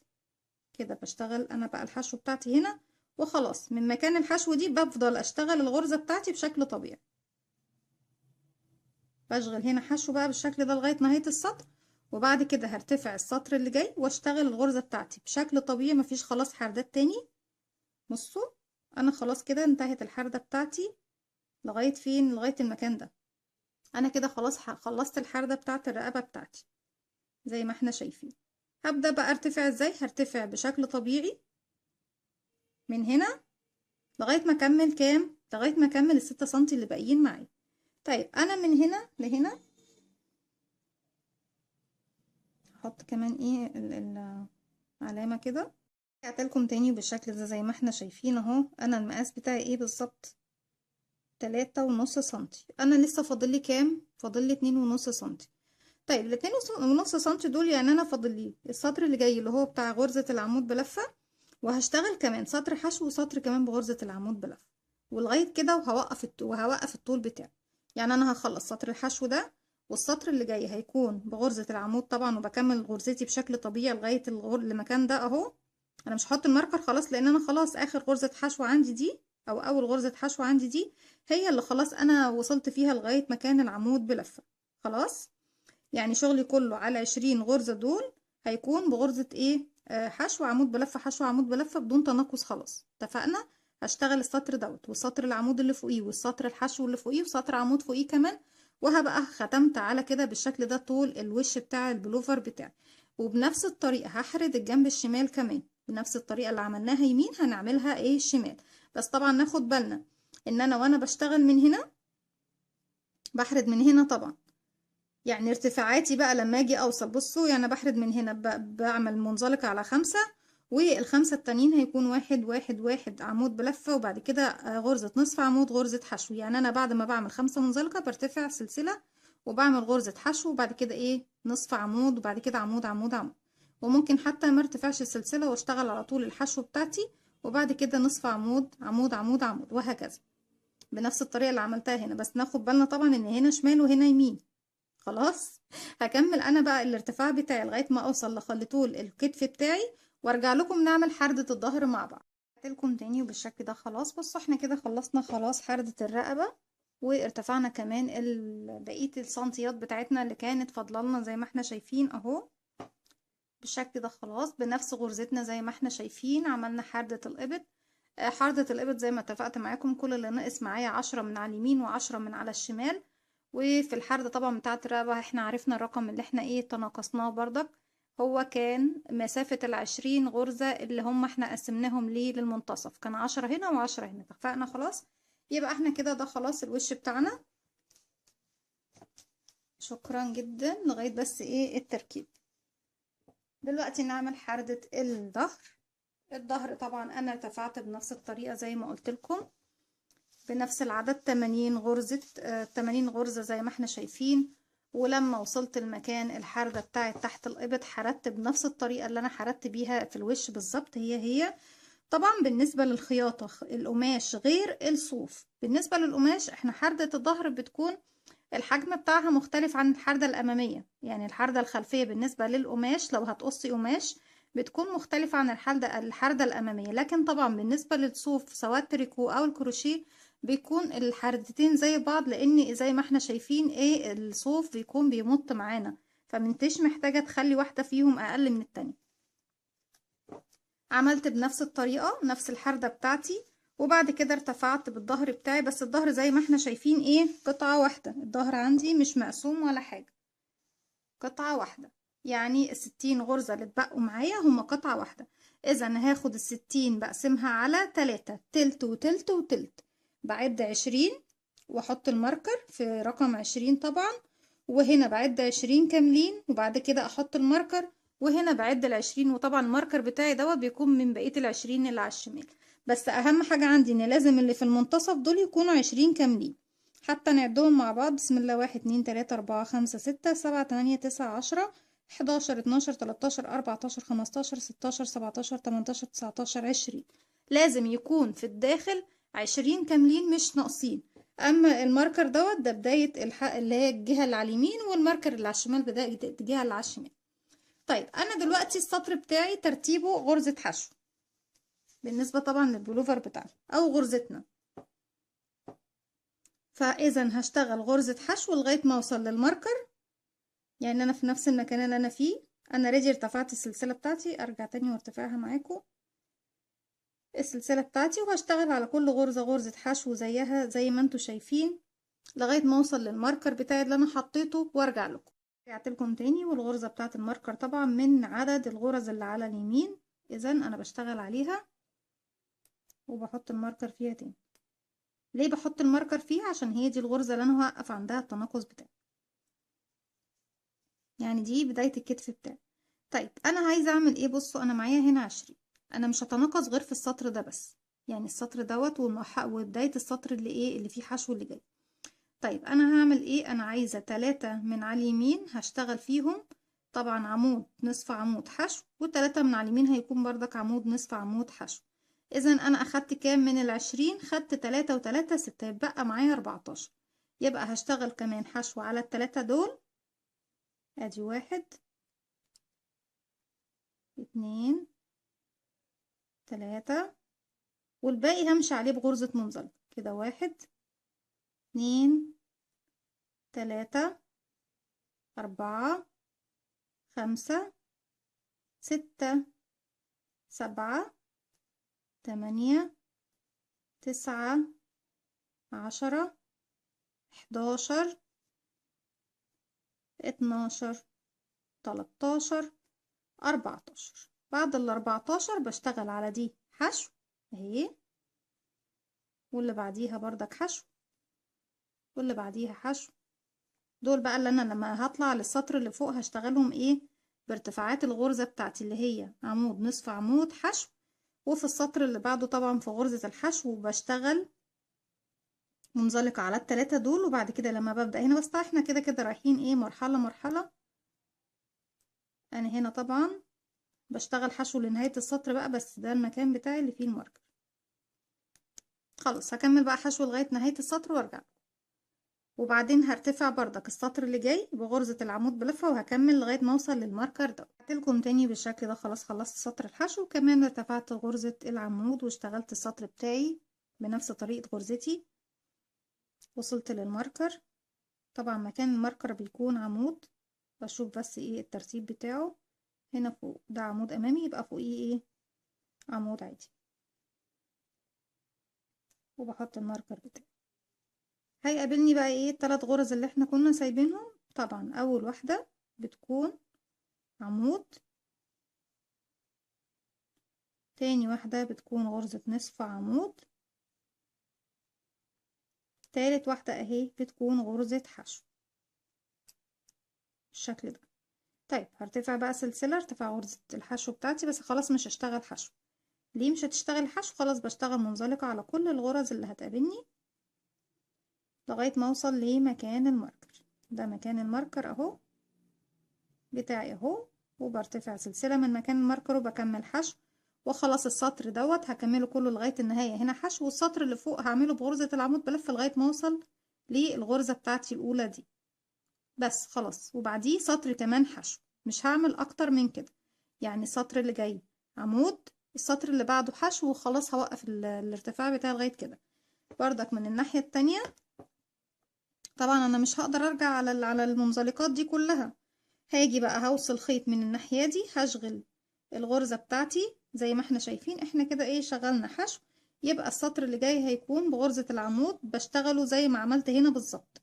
بشغل من البداية لغاية هنا طبيعي. لما بوصل لل3 غرز دول بشغل فيهم عمود نصف عمود حشو، وارجع ارتفع سلسلة واعمل منزلقة على ال3 دول، وبعد كده اشغل ايه على بقية الغرز بتاعتي. اشغل بقى الحشو تاني، وبعد كده عمود، وبعد كده حشو. هكمل انا الظهر بتاعي بنفس الطريقة، وارجع لكم نكمل الاكمام مع بعض. بالشكل ده هنبدأ نشتغل الاكمام مع بعض. انا عملت واحد مع نفسي اهو زي ما احنا شايفين، وبالحردات بتاعته كله، والاساور الاسوره بتاعته، وان شاء الله هنعمل التاني مع بعض. انا مش محتاجة ده دلوقتي، بس هوريكم عليه بس ايه بعض الخطوات واحنا شغالين مع بعض. طيب في حسباية كده او في طريقة عايزة اعلمها لكم، وان شاء الله هشرحها لكم في فيديو لوحدها خالص، ازاي نحسب ايه الحردة بتاعت الكم او ازاي نعمل مقاسات الكم بالنسبة لأي شخص، طبعا اي شخص بقى بالغ مش بالغ، طريقة حردة الكم لأي بني آدم.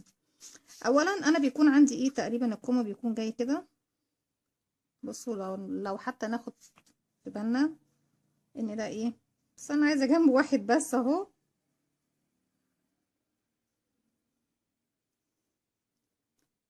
بس هكتفي بهذا القدر من الرسمة لان انا مش عايزة اشرح الباترون كله طبعا. احنا طبعا قلنا حردة الرقبة بنعملها ازاي، سواء كلها مع بعضها او مفتوحة نصين، شرحتها معاكم.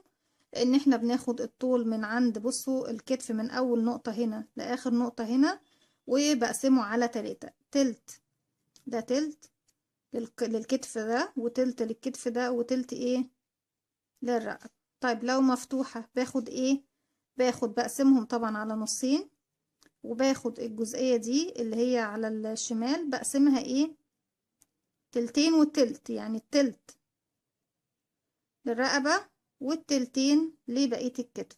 هي بنفس الطريقة هتطلع لك نفس ايه العدد اللي هيطلع لو قسمتي على 3، يعني نفس الارقام، فاسهل لك طبعا ان انت تقسمي تلت وتلت وتلت. ده بالنسبة طبعا ايه لحردة الرقبة. ارتفاع حردة الرقبة طبعا احنا اتفقنا بالنسبة للكبار بتبدأ من 6 سنتي ل 8 سنتي.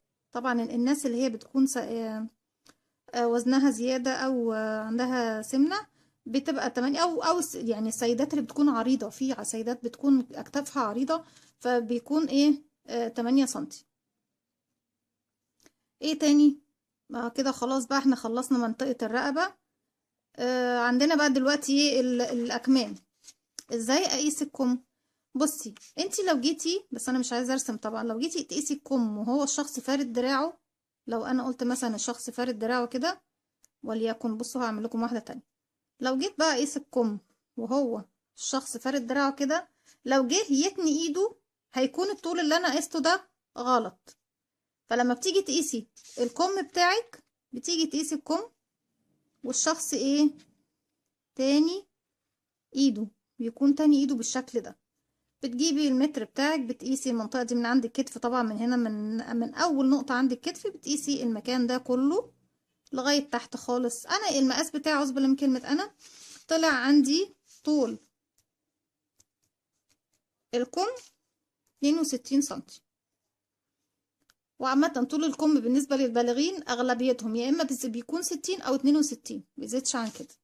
يبقى احنا خدنا ايه مقاس طول الكم. يعني أنا عندي 3 نقط هناخدهم. أول حاجة طول الكم، تاني حاجة دوران الكم من أعلى منطقة في اليد، يعني المنطقة دي شايفين، بصوا هنا الدوران ده باجي من أعرض حتة عند الإيد، المقاس طبعا اللي هو بيكون أدخن مكان عند اليد بتاعتك، وتقيسي الدوران تديني دوران. خلاص الدوران دوت أنا طبعا مش برسم على ورقة دلوقتي، هو عامة الدوران ده بتاخديه وليكن أي رقم، وأنا عامة طلع عندي الدوران 38، بقسمه على 2. ليه بقسمه على 2؟ عشان لما باجي اعمل على باترون، بصوا انا اجيب لكم بس ورقه فاضيه، ما عنديش ورقه فاضيه دلوقتي بس مش مشكله. بجيب الباترون، الورقه بجيب ورق الشفاف اللي هو ورق الزبده وبقسمه 2 كده، خلاص بالشكل ده. سامحوني طبعا انا مش لاقيه بس قدامي عشان ما اطولش عليكم الوقت ورقه فاضيه. الورقه بتكون مقسومه بالشكل ده.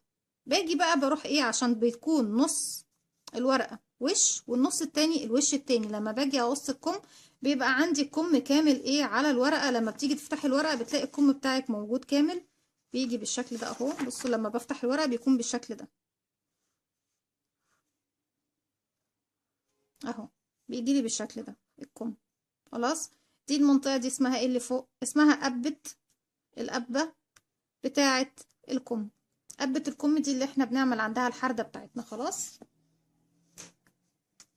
فبقسم على 2 بالشكل دوت، اديني 19 سنتي، يعني كل وش للكم 19 سنتي. يعني بصوا انا عندي دلوقتي الكم اهو ده كده كامل، لما بفتحه بيبقى 38 سنتي، النص الواحد منه كده 19 سنتي. خلاص طيب انا كده خدت الدوران، ولسه هعمل بيه حاجة تانية كمان تحت، لسه هعمل معادلة كمان بيه.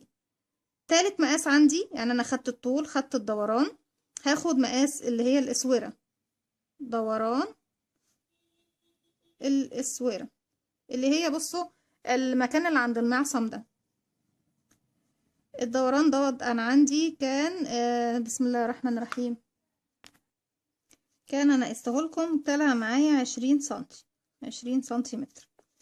ده انا باخده لان دوت اللي ببدأ بيه الكم بتاعي، عدد السلاسل بتكون على اساس ال20 سنتي دول اللي انا حددتهم. طيب انا كده جبت طول الكم، عرفت طول الكم وعرفت ازاي بقيس طول الكم. الدوران طبعا بتاع الكم بيكون من المنطقة اللي هي اعلى منطقة في الكم هنا اهي، حتى كمان هي بتكون بصوا اهي دي بالظبط علشان نكون واضحين مع بعض، اللي هي بتكون تقاطع تحت الإبط هنا. خدنا طبعا دوران الاسوره وخدنا طول الكم ودوران الكم كامل. طيب انا دلوقتي محتاجه بقى ان انا ابدا الشغل بتاعي، وقلت لكم ان شاء الله ان رسمه الباترون هعلمكم ازاي ترسموا باترون لاي مقاس ولاي فئه عمريه بالارقام كمان وبالمقاسات ايه اللي نقدر نحددها لاي حد بطريقه ثابته وسريعه ومريحه كمان، وازاي ناخد المقاسات على الجسم. باخد بقى دوران او محيط، يعني الدوران والمحيط واحد. محيط الكم بقسمها على 3. طبعا انا جالي الرقم دوت، انا لو قسمت 38 على 3 هتديني كسور، يعني هتديني بصوا هتديني ايه، هتديني 12 وستات كده كتير. انا عندي الرقم حسابيا لما بيكون فوق ال5، يعني بصوا الرقم اللي بعد ال12 بعد العلامة، اقرب لكم شوية، هي طريقة حسابية بس سامحوني، يعني نطبق بقى ايه شغل كلية التجارة شوية، لان انا بعشق الحسابات، يعني انا كنت تخصص محاسبة بعشق الحسابات جدا.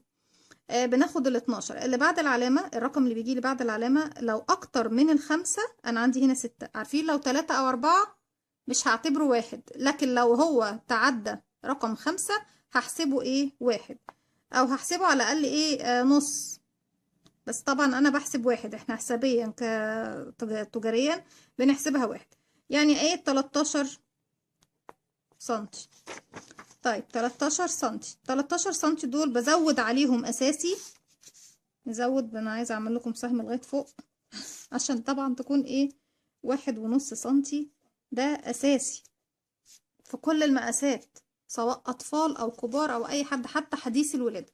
بزود على اللي بيطلع لي من قسمة الدوران دوت على 3، يعني باخد الدوران بقسمه على 3، اللي بيطلع لي من القسمة على 3 بزود عليه 1.5، يعني انا هنا طلع لي 13 و1.5، يعني 14.5. ال14.5 دول عبارة عن ايه يا رندا؟ عبارة عن احنا لما جيت رسمت لكم الكم اهو كده، وليكن هو ده الكم، دي المنطقة اللي قلت لكم ايه حبة القبة بتاعت الكم بتاعتي، المنطقة اللي هي من عند هنا من المنطقة دي لغاية فوق هنا، ده الارتفاع ده كله هو المنطقة بتاعت ايه قبة الكم. طب هعرف ازاي بقى ان الكم بتاعي امتى هبدأ هحرد امتى؟ انا عندي دلوقتي الطول 62 سنتي، هشيل منهم كام؟ هشيل منهم ناقص ال14.5 اللي طلعوا لي، خلاص اتفقنا. يبقى انا كده عرفت امتى هبدأ الحردة بتاعتي، يعني برتفع بالكم بتاعي بالطريقة طبعا اللي احنا هنرتفعها دلوقتي، وهنعمل التزايد بتاعنا كمان عشان نوصل للمقاس بتاع الكم. ليه؟ لان الكم بيكون عندي بيبدأ الاسورة بتاعتي بتكون صغنطوطة كده اهو مثلا، وتبدأ تزيد توسع توسع توسع، صح؟ فانا بحتاج اعمل تزايد على مسافة طول الكم بتاعي، مش طول الكم كله، لغاية ما اوصل للمكان اللي هبدأ فيه حردة القبة بتاعتي. خلاص اللي هو ايه احنا حددناه دلوقتي 14.5 سنتي. طيب احنا حددناها دلوقتي بطريقة ايه؟ بالورقة وبالقلم زي ما اتفقنا مع بعض بطريقة عملية نظرية. دلوقتي نبدأ نشتغل مع بعض بطريقة عملية. انا مش هرسم لكم النهاردة الباترون لان انا شغالة كده كده عملي، لكن في فيديو تاني هشرح لكم طريقة عمل الباترون وازاي كمان نشتغل عليه عملي، بس بغرزة تانية عشان ما صعبش عليكم الامور واطول عليكم البلوفر اكتر من كده. طيب اتفقنا ان سلاسل البداية بتاعتي 20 سنتي. طب ال20 سنتي دول طلعوا معايا كام؟ طلعوا معايا 32 سلسلة.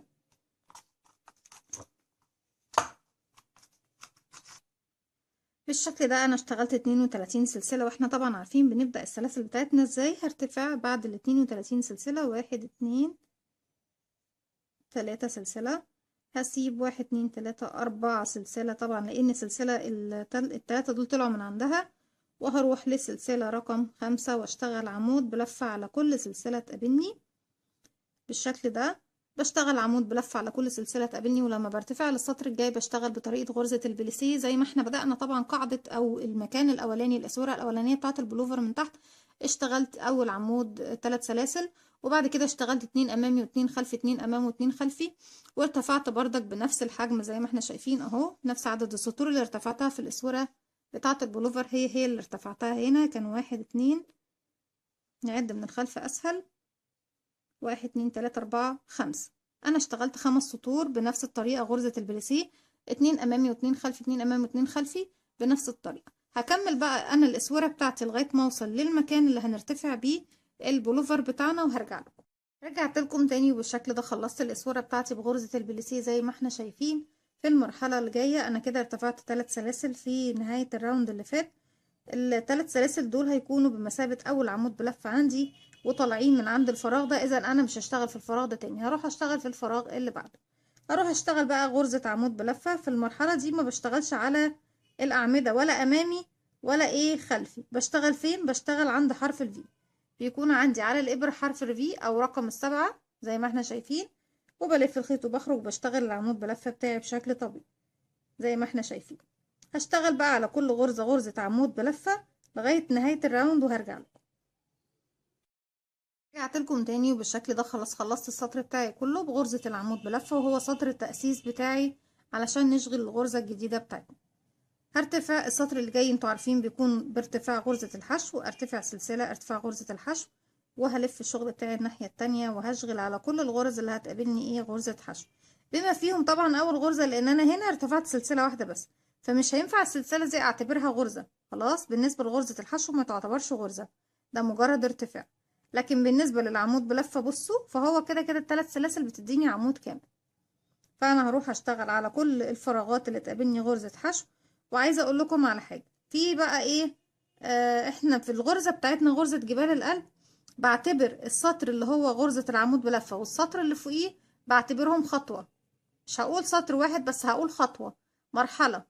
لاني انا لما باجي اشتغل الغرزة بتاعتي عشان تديني شكل جبال القلب بالشكل ده لازم يكون عندي سطر من العمود بلفة وفوقيه سطر من الحشو، سطر عمود بلفة وسطر من الحشو، يعني السطرين بيكملوا لي خطوة، بيدوني شكل من الاشكال دي. خلاص، وده طبعا هنشوفه دلوقتي وهنوضحه اكتر في الاماكن اللي هنعمل فيها تزايد. يعني انا لما هاجي اعمل تزايد، انا بصوا اشتغلت ايه في الكم الاول، اشتغلت السطر اللي هو اللي احنا اشتغلناه دلوقتي بغرزة العمود وفوقيه حشو واعتبرت الاتنين خطوة. خلاص، السطر اللي بعده اشتغلت عمود وفوقيه حشو، الخطوة التانية، اللي بعده عمود وفوقيه حشو الخطوة التالتة. في رابع، يعني نقول في رابع سطر، لو انتوا طبعا هتحسبوا الاتنين سطر العمود والحشو هنعتبرهم سطر، اوكي. في رابع خطوة انا اشتغلت تزايد. خلاص، انا دلوقتي طبعا مش هسبق الاحداث. هنروح دلوقتي نشتغل الراوند بتاعنا كله بغرزة الحشو على السطر كله ال 32 غرزة على ال 32 غرزة اللي تحت. خلصت السطر بتاعي بغرزة الحشو على 32 غرزة عمود بلفة من اللي تحت دول. هرتفع دلوقتي ارتفاع غرزة العمود 1 2 3، وهضير الشغل بتاعي الناحية التانية. اول عمود او اول غرزة انا اشتغلت فوقيها، يعني اول فراغ هنا اشتغلت يعتبر خلاص فوقي. اروح لتاني فراغ اللي هو دوت اللي عنده غرزة الحشو من فوق. بشتغل فين بقى؟ بشتغل عمود امامي على العمود اللي تحت مش في غرزة الحشو. هلف الخيط وهدخل من الامام واشتغل عمود امامي على العمود رقم 2. غرزة الحشو اللي وراه ما باخدهاش، يعني اللي وراه على طول ما باخدهاش لان انا خلاص اشتغلت في مكانها، يعني مش هشتغل تاني. الغرزة اللي بعدها بتكون غرزة عمود عادي بس في مكان غرزة الحشو، في الفراغ اللي هو ايه تحت غرزة الحشو. هلف الخيط وهدخل في الفراغ اللي تحت حرف الفي في غرزة الحشو اللي فوق الغرزة العمود اللي احنا هنشتغل، واشتغل عمود عادي. عفوا، هتقابلني اللي جاية المفروض تكون غرزة عمود امامي. طب الامامي بيكون فين؟ في الحشو من فوق ولا تحت على العمود نفسه؟ لا، تحت على العمود نفسه. بلف الخيط وبدخل اشتغل عمود امامي.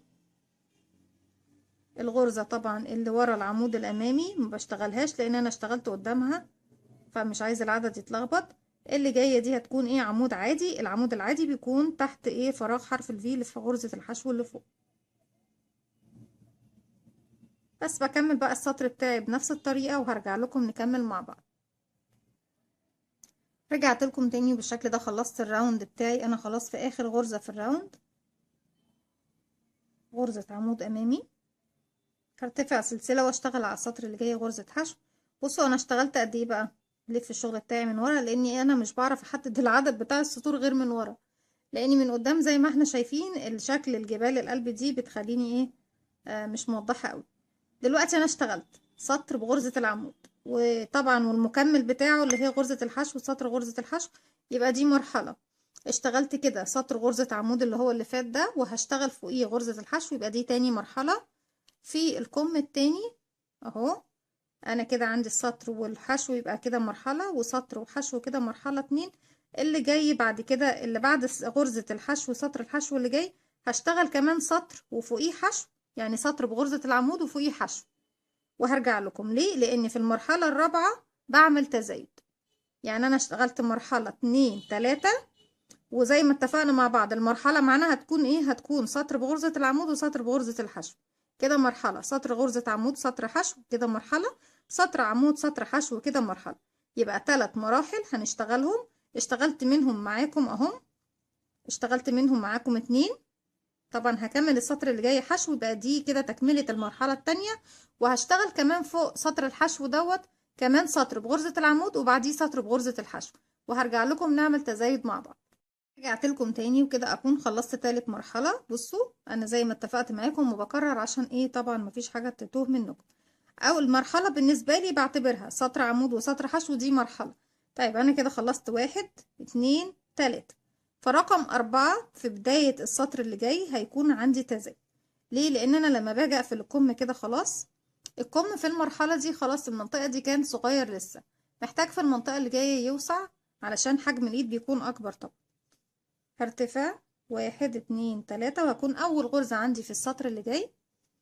عايزة اقول لكم بقى على معلومة، احنا لما كنا بنيجي نعمل تناقص كنت بعمل التناقص في سطر غرز الحشو، صح؟ كنت بقلل في سطر غرز الحشو، وبعد كده برجع ارتفع اشتغل غرزة العمود بلفة على الغرز ايه اللي هي تحت دي زي ما هي. لكن لما باجي اعمل تزايد هنعمل تزايد في سطر غرز العمود. يبقى احنا عندنا دلوقتي معلومتين، لما هنعمل تناقص في غرزتنا في سطر غرز الحشو بنقص، لما بنعمل تزايد بزود فين؟ في السطر اللي فيه غرزة العمود بلف. طيب انا سطري اهو بشكل الغرزة بتاعتي الطبيعي. انا فوق اول غرزة اهي، المفروض ان هي دي كانت عندي ايه؟ غرزة امامية، بريد امامي. طيب واللي بعدها بريد عادي تحت اهو، يبقى فوقيها امامي. خلاص. طيب انا اشتغلت فوق اول غرزة دي 3 سلاسل، هروح اشتغل في الفراغ، لان دي المفروض ان هي البريد الامامي بيبقى فوقيها ايه بقى؟ عمود عادي. يبقى انا ارتفعت 3 سلاسل واعتبرتهم عمود، وفي نفس الفراغ تاني اللي هو فوق عند غرزة الحشو اللي فوق دي هدخل واشتغل عمود كمان. طيب الغرزة اللي بعدها ايه؟ من تحت بريد عادي، يبقى نخليها امامي، وهدخل ايه؟ تحت العمود ونشتغل عمود امامي. انا كده زودت ايه في البداية؟ زودت 2، زودت عمود هنا، وفي النهاية خالص كمان هزود عمود، يبقى زودت غرزتين عندي في السطر بتاعي. الغرزة اللي جاية عمود عادي، واللي بعدها امامي، وبشتغل بقى بنفس النظام ده، مرة عمود عادي مرة عمود امامي لغاية ما اوصل لنهاية الراوند. هكمل وارجع. رجعت لكم تاني وانا كده في نهاية الراوند. احنا ما ننساش طبعا ان احنا في بداية الراوند زودنا عمود، في النهاية كمان محتاجة ازود عمود. ترتيب العمود بتاعي دوت المفروض يكون عمود امامي، هلف الخيط وهدخل من تحت العمود وهشغل عمود امامي، وتاني في نفس الفراغ بلف الخيط وادخل واشغل كمان عمود تاني اهو. الاتنين من تحت العمود، يعني ايه الاتنين في المستوى بتاعهم امامي، بس طبعا فوق هيختلف الشغل. هنشوف الترتيب بتاعنا ايه وهنشتغل على الاساس ده. هشتغل ايه؟ سلسلة والف الشغل واشتغل سطر حشو، وده هيكون المكمل للمرحلة اللي احنا فيها دي اللي هي رقم عفوا رقم 4. خلاص. يبقى انا هكمل مع نفسي كمان السطر اللي جاي دوت بغرزة الحشو، هيكون المكمل للمرحلة الرابعة. المرحلة الرابعة طبعا اللي كان فيها تزايد. طيب انا بعد كده هبدأ اعمل التزايد كل قد ايه؟ انا التزايدات اعوذ بالله من كلمة انا، التزايد اللي انا عملته لغاية ما وصلت لمرحلة الحرد. بصوا لغايه ما جيت لغايه المكان بتاع الحرد دوت اللي هي ايه، طول قبة الكم. وزي ما احنا طبعا شرحناها في بدايه الكم طبعا بتاعنا، ايه هي قبة الكم. انا باجي هنا عند قبة الكم من هنا، بصوا في المنطقه دي اهي المكان اللي انا ايه بدأت فيه الحرد بتاعي. 14 سنتي زي ما احنا شفنا، او 14 ونص بالظبط سنتي، زي ما احنا حددناها في المقاسات بتاعتنا. وبنحددها ازاي طبعا احنا عارفين. عشان اوصل بقى للمكان بتاع الحردة دي، انا عملت كام تزايد؟ عملت 8 مرات تزايد. عملنا منهم مع بعض كده مرة، يبقى فاضل لي كمان 7. طب ترتيب السبعة دول هيكونوا ايه؟ هيكونوا ان انا بعمل مرحلتين بدون تزايد، وفي رقم 3 بعمل تزايد. مرحلتين بدون تزايد، وفي رقم 3 بعمل تزايد. ايه هي المرحلة يا رندا؟ المرحلة اهي، بصوا المرحلة بالنسبة لي بحسبها سطر عمود سطر حشو، كده مرحلة. سطر عمود سطر حشو، دي كده مرحلة.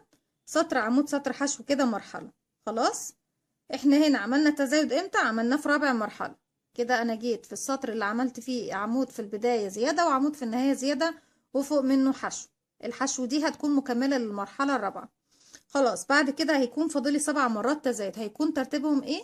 هيكون مرتين بدون تزايد، يعني مرحلتين بدون تزايد، والمرحلة التالتة فيها تزايد. مرحلتين بدون تزايد والمرحلة التالتة فيها تزايد. هو كمان حتى كمان احنا هنا اهو على الكم بتاعنا اللي احنا اشتغلناه كامل. انا هنا في المرحلة رقم 4 اللي احنا شغلناها مع بعض دلوقتي فيها تزايد، وبعديها حشو. بعد كده هشتغل سطر عمود سطر حشو سطر عمود سطر حشو بدون تزايد. في رقم 3 هبدأ اعمل تزايد. في سطر العمود الثالث هعمل تزايد، بزود عمود على اليمين وعمود على الشمال. ارجع تاني مرحلتين بدون تزايد، وفي المرحلة الثالثة بعمل تزايد.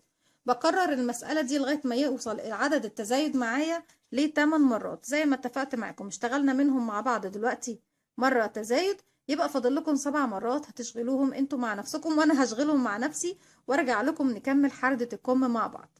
رجعت لكم تاني، وبالشكل ده ارتفعت طبعا المقاس اللي انا محتاجاه من الكم بنفس طريقة التزايد اللي احنا اتفقنا عليها. وعملت تزايد كام مرة؟ عملت تزايد 8 مرات. واتفقنا كمان كل مرة بنعمل كل كام سطر التزايد بتاعنا.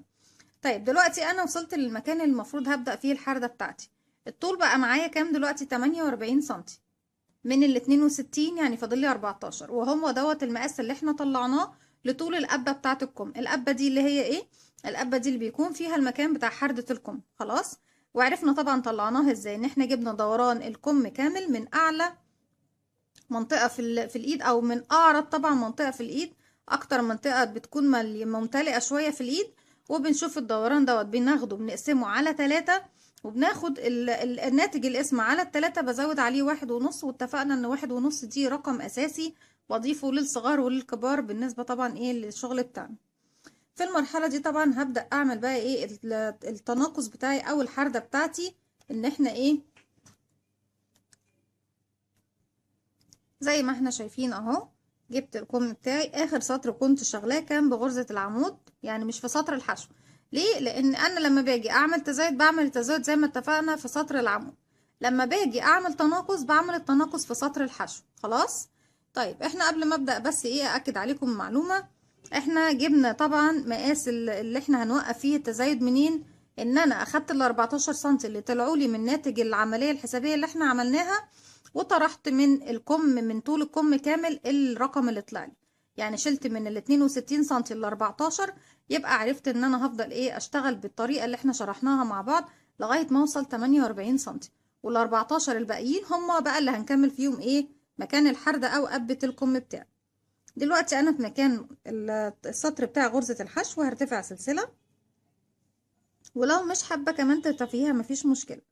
المرة دي بقى في الكم بتاعي بعمل التناقص على قد ايه؟ بعمل التناقص بتاعي على غرزة واحدة بس.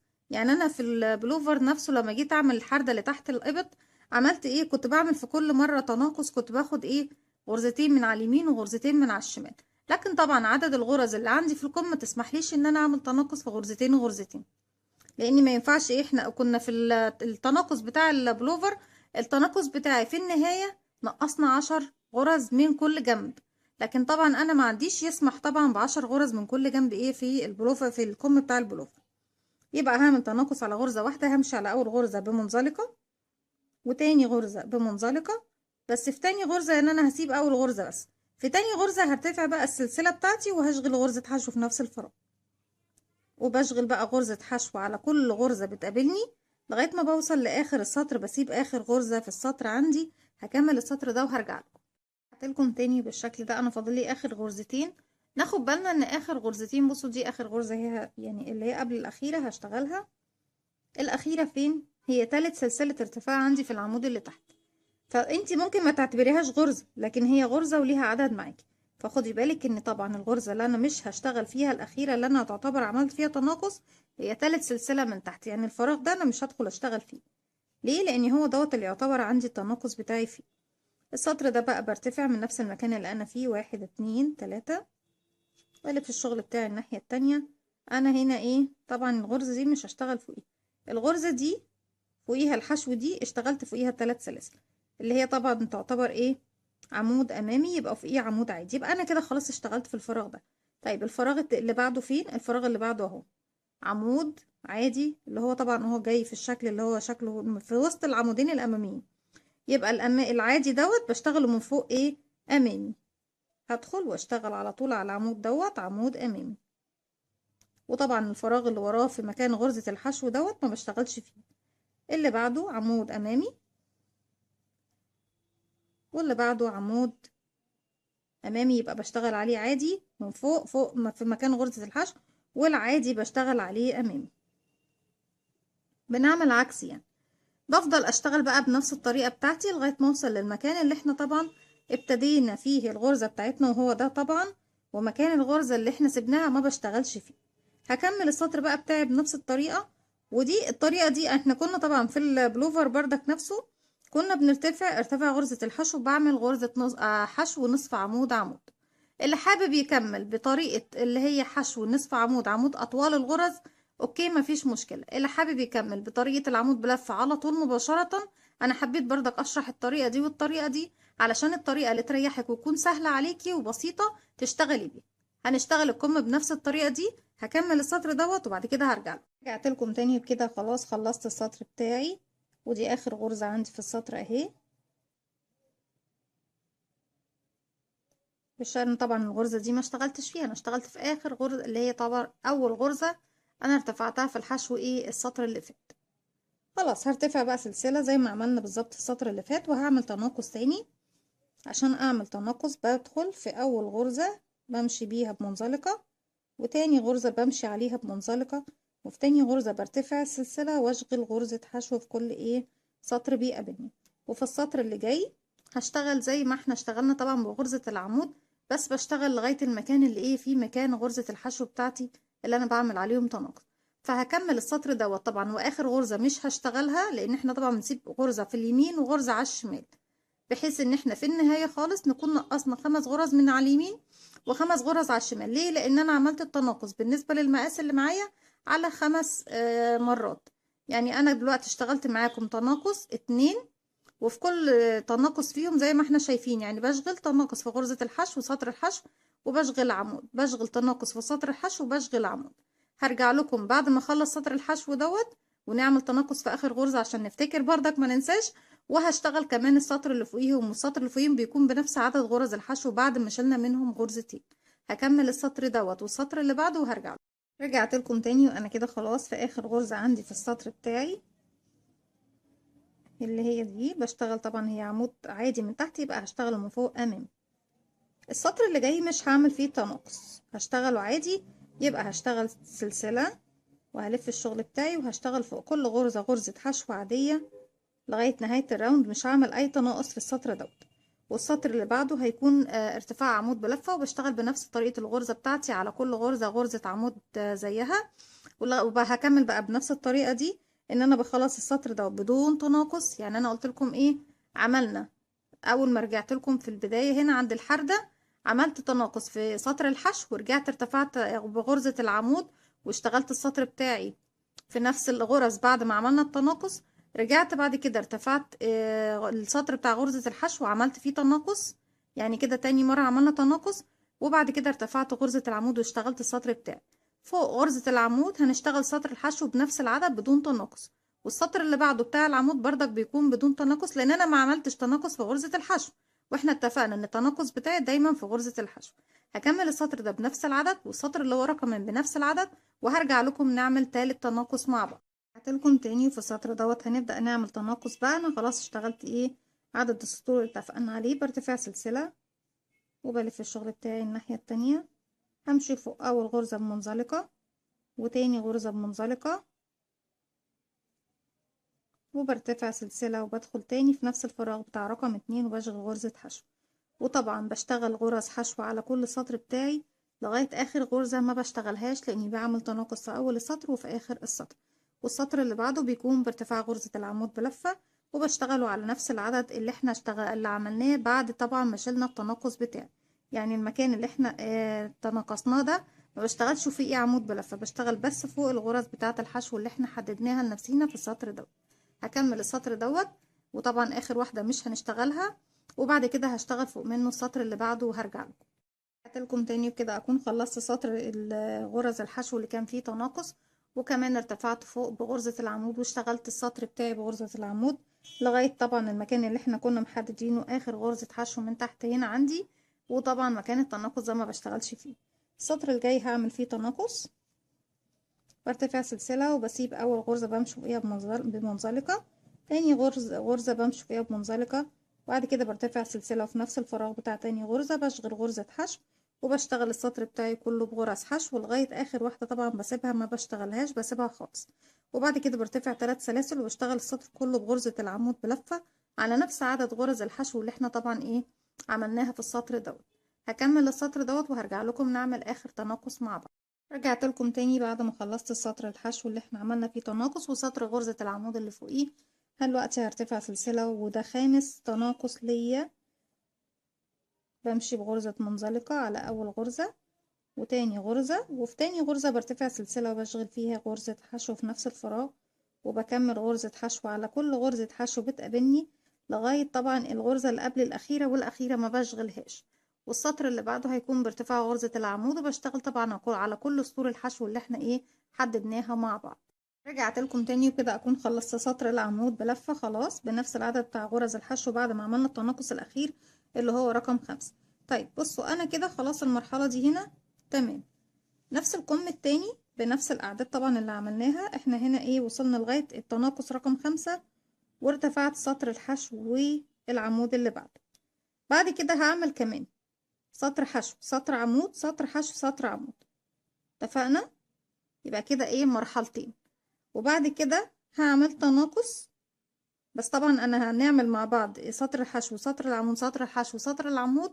يعني طبعا بصوا انا كده اشتغلت العمود ده، سطر العمود ده هشغل فوقيه كمان سطر حشو اهو. احنا هنا كده ده اخر تناقص عملناه، اشتغلت فوق منه سطر حشو سطر عمود. بس انا كده فاضل لي سطر حشو سطر عمود سطر حشو سطر عمود، يبقى حشو عمود حشو عمود. وبعد كده هرجع لكم نكمل الجزئيه الاخيره مع بعض. في هنا تناقص وفي طريقه اللي هي طبعا اطوال الغرز. ليه انا عملت كده في المنطقه دي؟ لان المنطقه دي منطقه القبه بتاعه الكم وبتكون جايه بميله شويه كده، فالميله دي احنا هناخدها بتناقص بردك مرتين، وفي المرتين بنشتغل بأطوال الغرز بتاعتنا زي ما عملنا بالظبط في الحردة اللي تحت الإبط. فهكمل الأربع سطور اللي قلت لكم عليهم اللي هم عبارة عن سطر حشو سطر عمود سطر حشو سطر عمود، وارجع لكم نكمل الجزئية الأخيرة دي مع بعض. لكم تاني بكده أكون خلصت عدد السطور اللي اتفقنا مع بعض عليه. المرحلة دي هرتفع سلسلة وهلف الشغل بتاعي الناحية التانية، هعمل تناقص في أول واحدة زي ما بنعمل تناقص بتاعنا العادي، وامشي بمنزلقة كمان لغاية تاني واحدة وارتفع سلسلة واشغل غرزة حشو على كل غرزة بتقابلني لغاية نهاية الراوند، بسيب اخر غرزة ما بشتغلهاش. هكمل بقى السطر ده كمان وارجع لكم نكمل السطر اللي جاي مع بعض. خلصت كده السطر بتاعي برتفع سلسلة واحدة بس. طب ليه بترتفع سلسلة مش الارتفاعات اللي جاية؟ المفروض السطر اللي جاي سطر العمود، بس انا عايزة امشي بارتفاعات الغرز. وارتفاعات الغرز عندنا غرزة الحشو وغرزة النصف عمود وغرزة العمود، 3 اطوال مختلفة عن بعض. ارتفعت سلسلة لاني هشتغل فوق اول طبعا غرزة عندي هنا بغرزة الحشو، وتاني غرزة هتكون بغرزة النصف عمود، وتالت غرزة هتكون بغرزة العمود، وهكذا طبعا بالنسبة طبعا للطرف اللي هو في الشمال. انا كده ارتفعت السلسلة دي اول غرزة عندي هنا اهو، مفروض ان هي بريد امامي. هدخل انا طبعا السلسلة بتاعتي، هدخل اشتغل هنا ايه،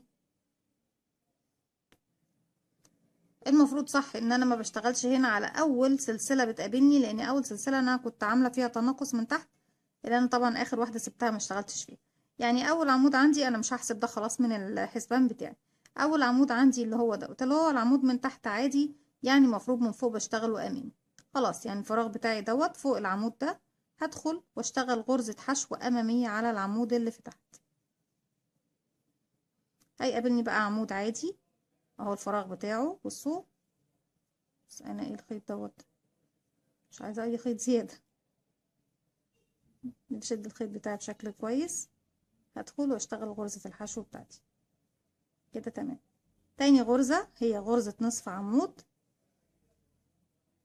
تالت غرزة هي غرزة عمود بلفة امامي. ليه بقول امامي؟ لان طبعا ترتيب الغرزة بتاعتي امامي. يبقى انا شفت بقى ايه، بعد ما حردت تحت وقللت غرزة على اليمين وغرزة على الشمال في سطر الحشو، في سطر العمود بقى ايه، عملت طريقة الاطوال بتاعتي اللي هي غرزة حشو نصف عمود عمود. بكمل بقى بالغرز بتاعتي بغرزة العمود لغاية نهاية الراوند. وفي نهاية الراوند هرجع لكم علشان نعمل نفس الطريقة بس على الشمال. هعتلكم تاني وانا كده معايا اخر 3 غرز في الراوند بتاعي. الغرزة دي هتكون عمود، ودي نصف عمود، ودي حشو. طيب ترتيب الغرزة اللي تحت عندي ايه، اللي هي هنشتغلها من تحت عمود امامي، يعني من فوق هنشتغله عمود عادي فوق غرزة الحشو اللي فوقيه. الغرزة اللي بعديها هتكون نصف عمود، اللي تحتيها ايه دي عادي، يبقى هتكون نصف عمود امامي. اللي جاي حشو، اللي هنا هيكون عادي امامي، يبقى فوقيه عادي، يبقى حشو عادية خالص مش امامية. ارتفع سلسلة والف شغلي الناحية التانية. همشي فوق اول غرزة بمنزلقة، وتاني غرزة بمنزلقة، وارتفع في تاني غرزة سلسلة واعمل غرزة حشو، واكمل السطر بتاعي كله بغرز الحشو ما عدا اخر ايه غرزة مش هشتغلها. بكده يكون ده اخر سطر عندي في الاكمام او في الكم اللي احنا شغالينه مع بعض، والتاني بنفس العدد ونفس الارقام. بعد كده هرجع لكم نشبك جزء من البلوفر او نخيط جزء من البلوفر. انا فضلت ان احنا نشتغل اشبك او اخيط البلوفر بتاعي بخيط الخيط العادي، خيط الخياطة وابرة الخياطة العادية. بصوا هو قد ايه رفيع بس في نفس الوقت قوي جدا ومتين. حبيت ان احنا نشبك بيه لان غرز الكروشيه او التريكو لما بنيجي نشبك بيهم بحس الشغل بيكون مكلكع شوية كده وتخين او سميك، وانا مش عايزة احس ايه الشكل دوت معايا في البلوفر. عايزة يكون كده حاجة شكلها راقي وقيم، وتكون كمان سهلة وبسيطة وما فيهاش اي تعقيد، وبنشبك بالخيط والابرة بكل بساطة وبكل سهولة. وهوريكم في قطعة صغيرة وهشبك بقية البلوفر مع نفسي عشان مش عايزة اطول عليكم، لان طبعا انتوا عارفين البلوفر تشبيكه هيكون وقت طويل، مش عايزة اطول عليكم. وبعد كده هرجع لكم، يعني انا دلوقتي هخلص السطر ده وارجع لكم نشبك جزء من البلوفر، وبعد كده هرجع لكم نعمل الرقبة بتاعتنا مع بعض. رجعت لكم مع بعض وانا كده معايا وش ايه وظهر البلوفر. من الوش كده زي ما احنا شايفين اهو، شايفين جبت ايه الجنبين على بعض اهو. انا بس عشان قدام الكاميرا مش عارفه املك لاني ببقى ماسكه بايدي الاتنين. هاجي هنا في طرف البلوفر وهخيط،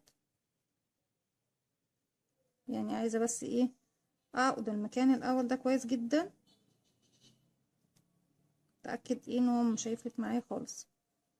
بعقده كذا مره، عايزه يكون ايه اساسه حلو بالشكل ده. هدخل ايه مره هنا بطول العمود شايفينه بالشكل ده، وارجع مرة من الناحية التانية.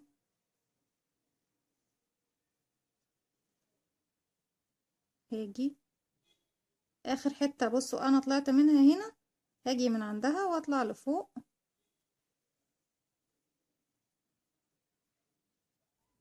واخر حتة انا كنت فيها هنا برضك هطلع من عندها لفوق، يعني مرة يمين ومرة شمال، مرة يمين ومرة شمال. بس حب الشغل بتاعي بصوا اهو، شايفين الجزئية اللي اتخيطت قد ايه نظيفة ومش باين خالص ان انتي ايه مخيطة حاجة على حاجة.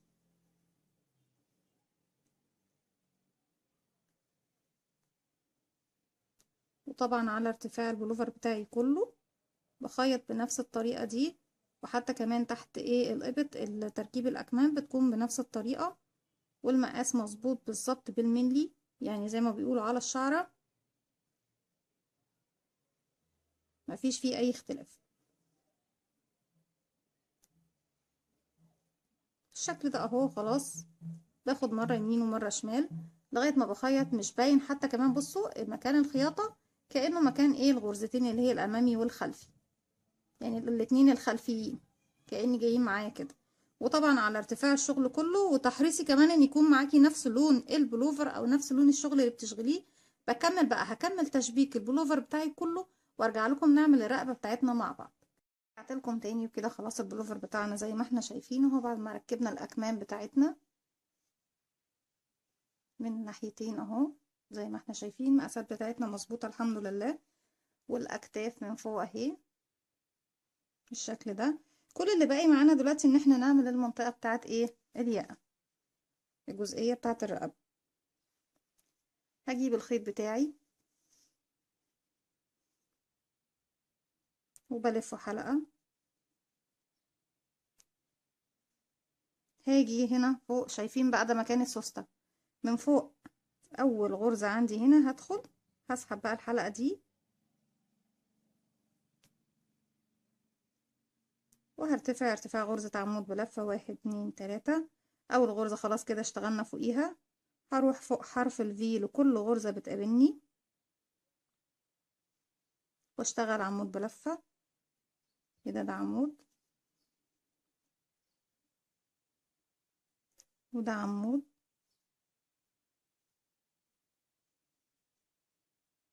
3. بص بقى المنطقة اللي هتقابلني، المنطقة اللي هي ايه عاملة زي السلم دي، اللي هي ايه اللي احنا كنا عاملين فيها الحردة.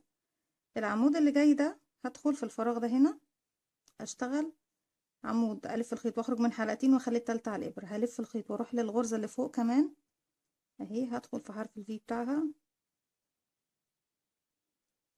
الف الخيط واخرج والف الخيط واخرج من حلقتين. كده انا معايا كام حلقة؟ معايا 3 حلقات، الحلقة الاساسية والحلقتين بتوع العمودين دول، العمود اللي جاي كده من تحت والعمود اللي فوقيه. هلف الخيط واخرج منهم هما التلاتة. بصوا احنا كده ايه ضمناهم كلهم في عمود واحد من فوق، والشكل بتاعي بقى جاي ايه طبيعي وايه مظبوط. هتقابلني غرزة عادية اهي، بس فوقيها ايه بردك غرزة مرتفعة اللي هي مكان الحردة. هدخل اشتغل الغرزة اللي تحت دي لغاية نصها. دايما الغرزة اللي بتكون فوقيها حردة على طول هشتغلها لغاية نصها، والف الخيط وادخل في الغرزة اللي فوقيها، الف الخيط واخرج، الف الخيط واخرج من حلقتين واشتغلها بردك لغاية نصها. كده بقى معايا 3 حلقات، الحلقة بتاعت الغرزة اللي تحت والحلقة بتاعت الغرزة اللي فوق والحلقة الأساسية. هلف الخيط واخرج من ال3 حلقات مرة واحدة.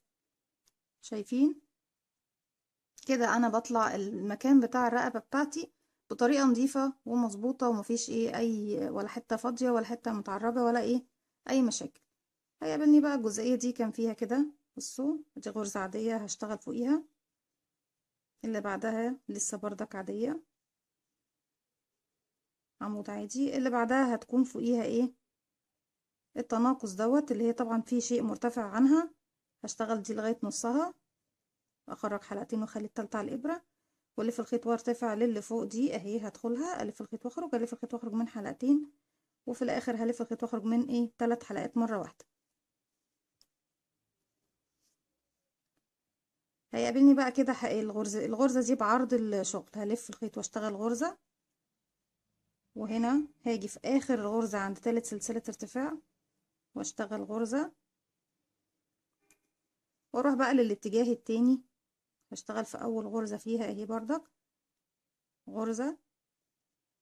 انا شغالة كده بالعرض.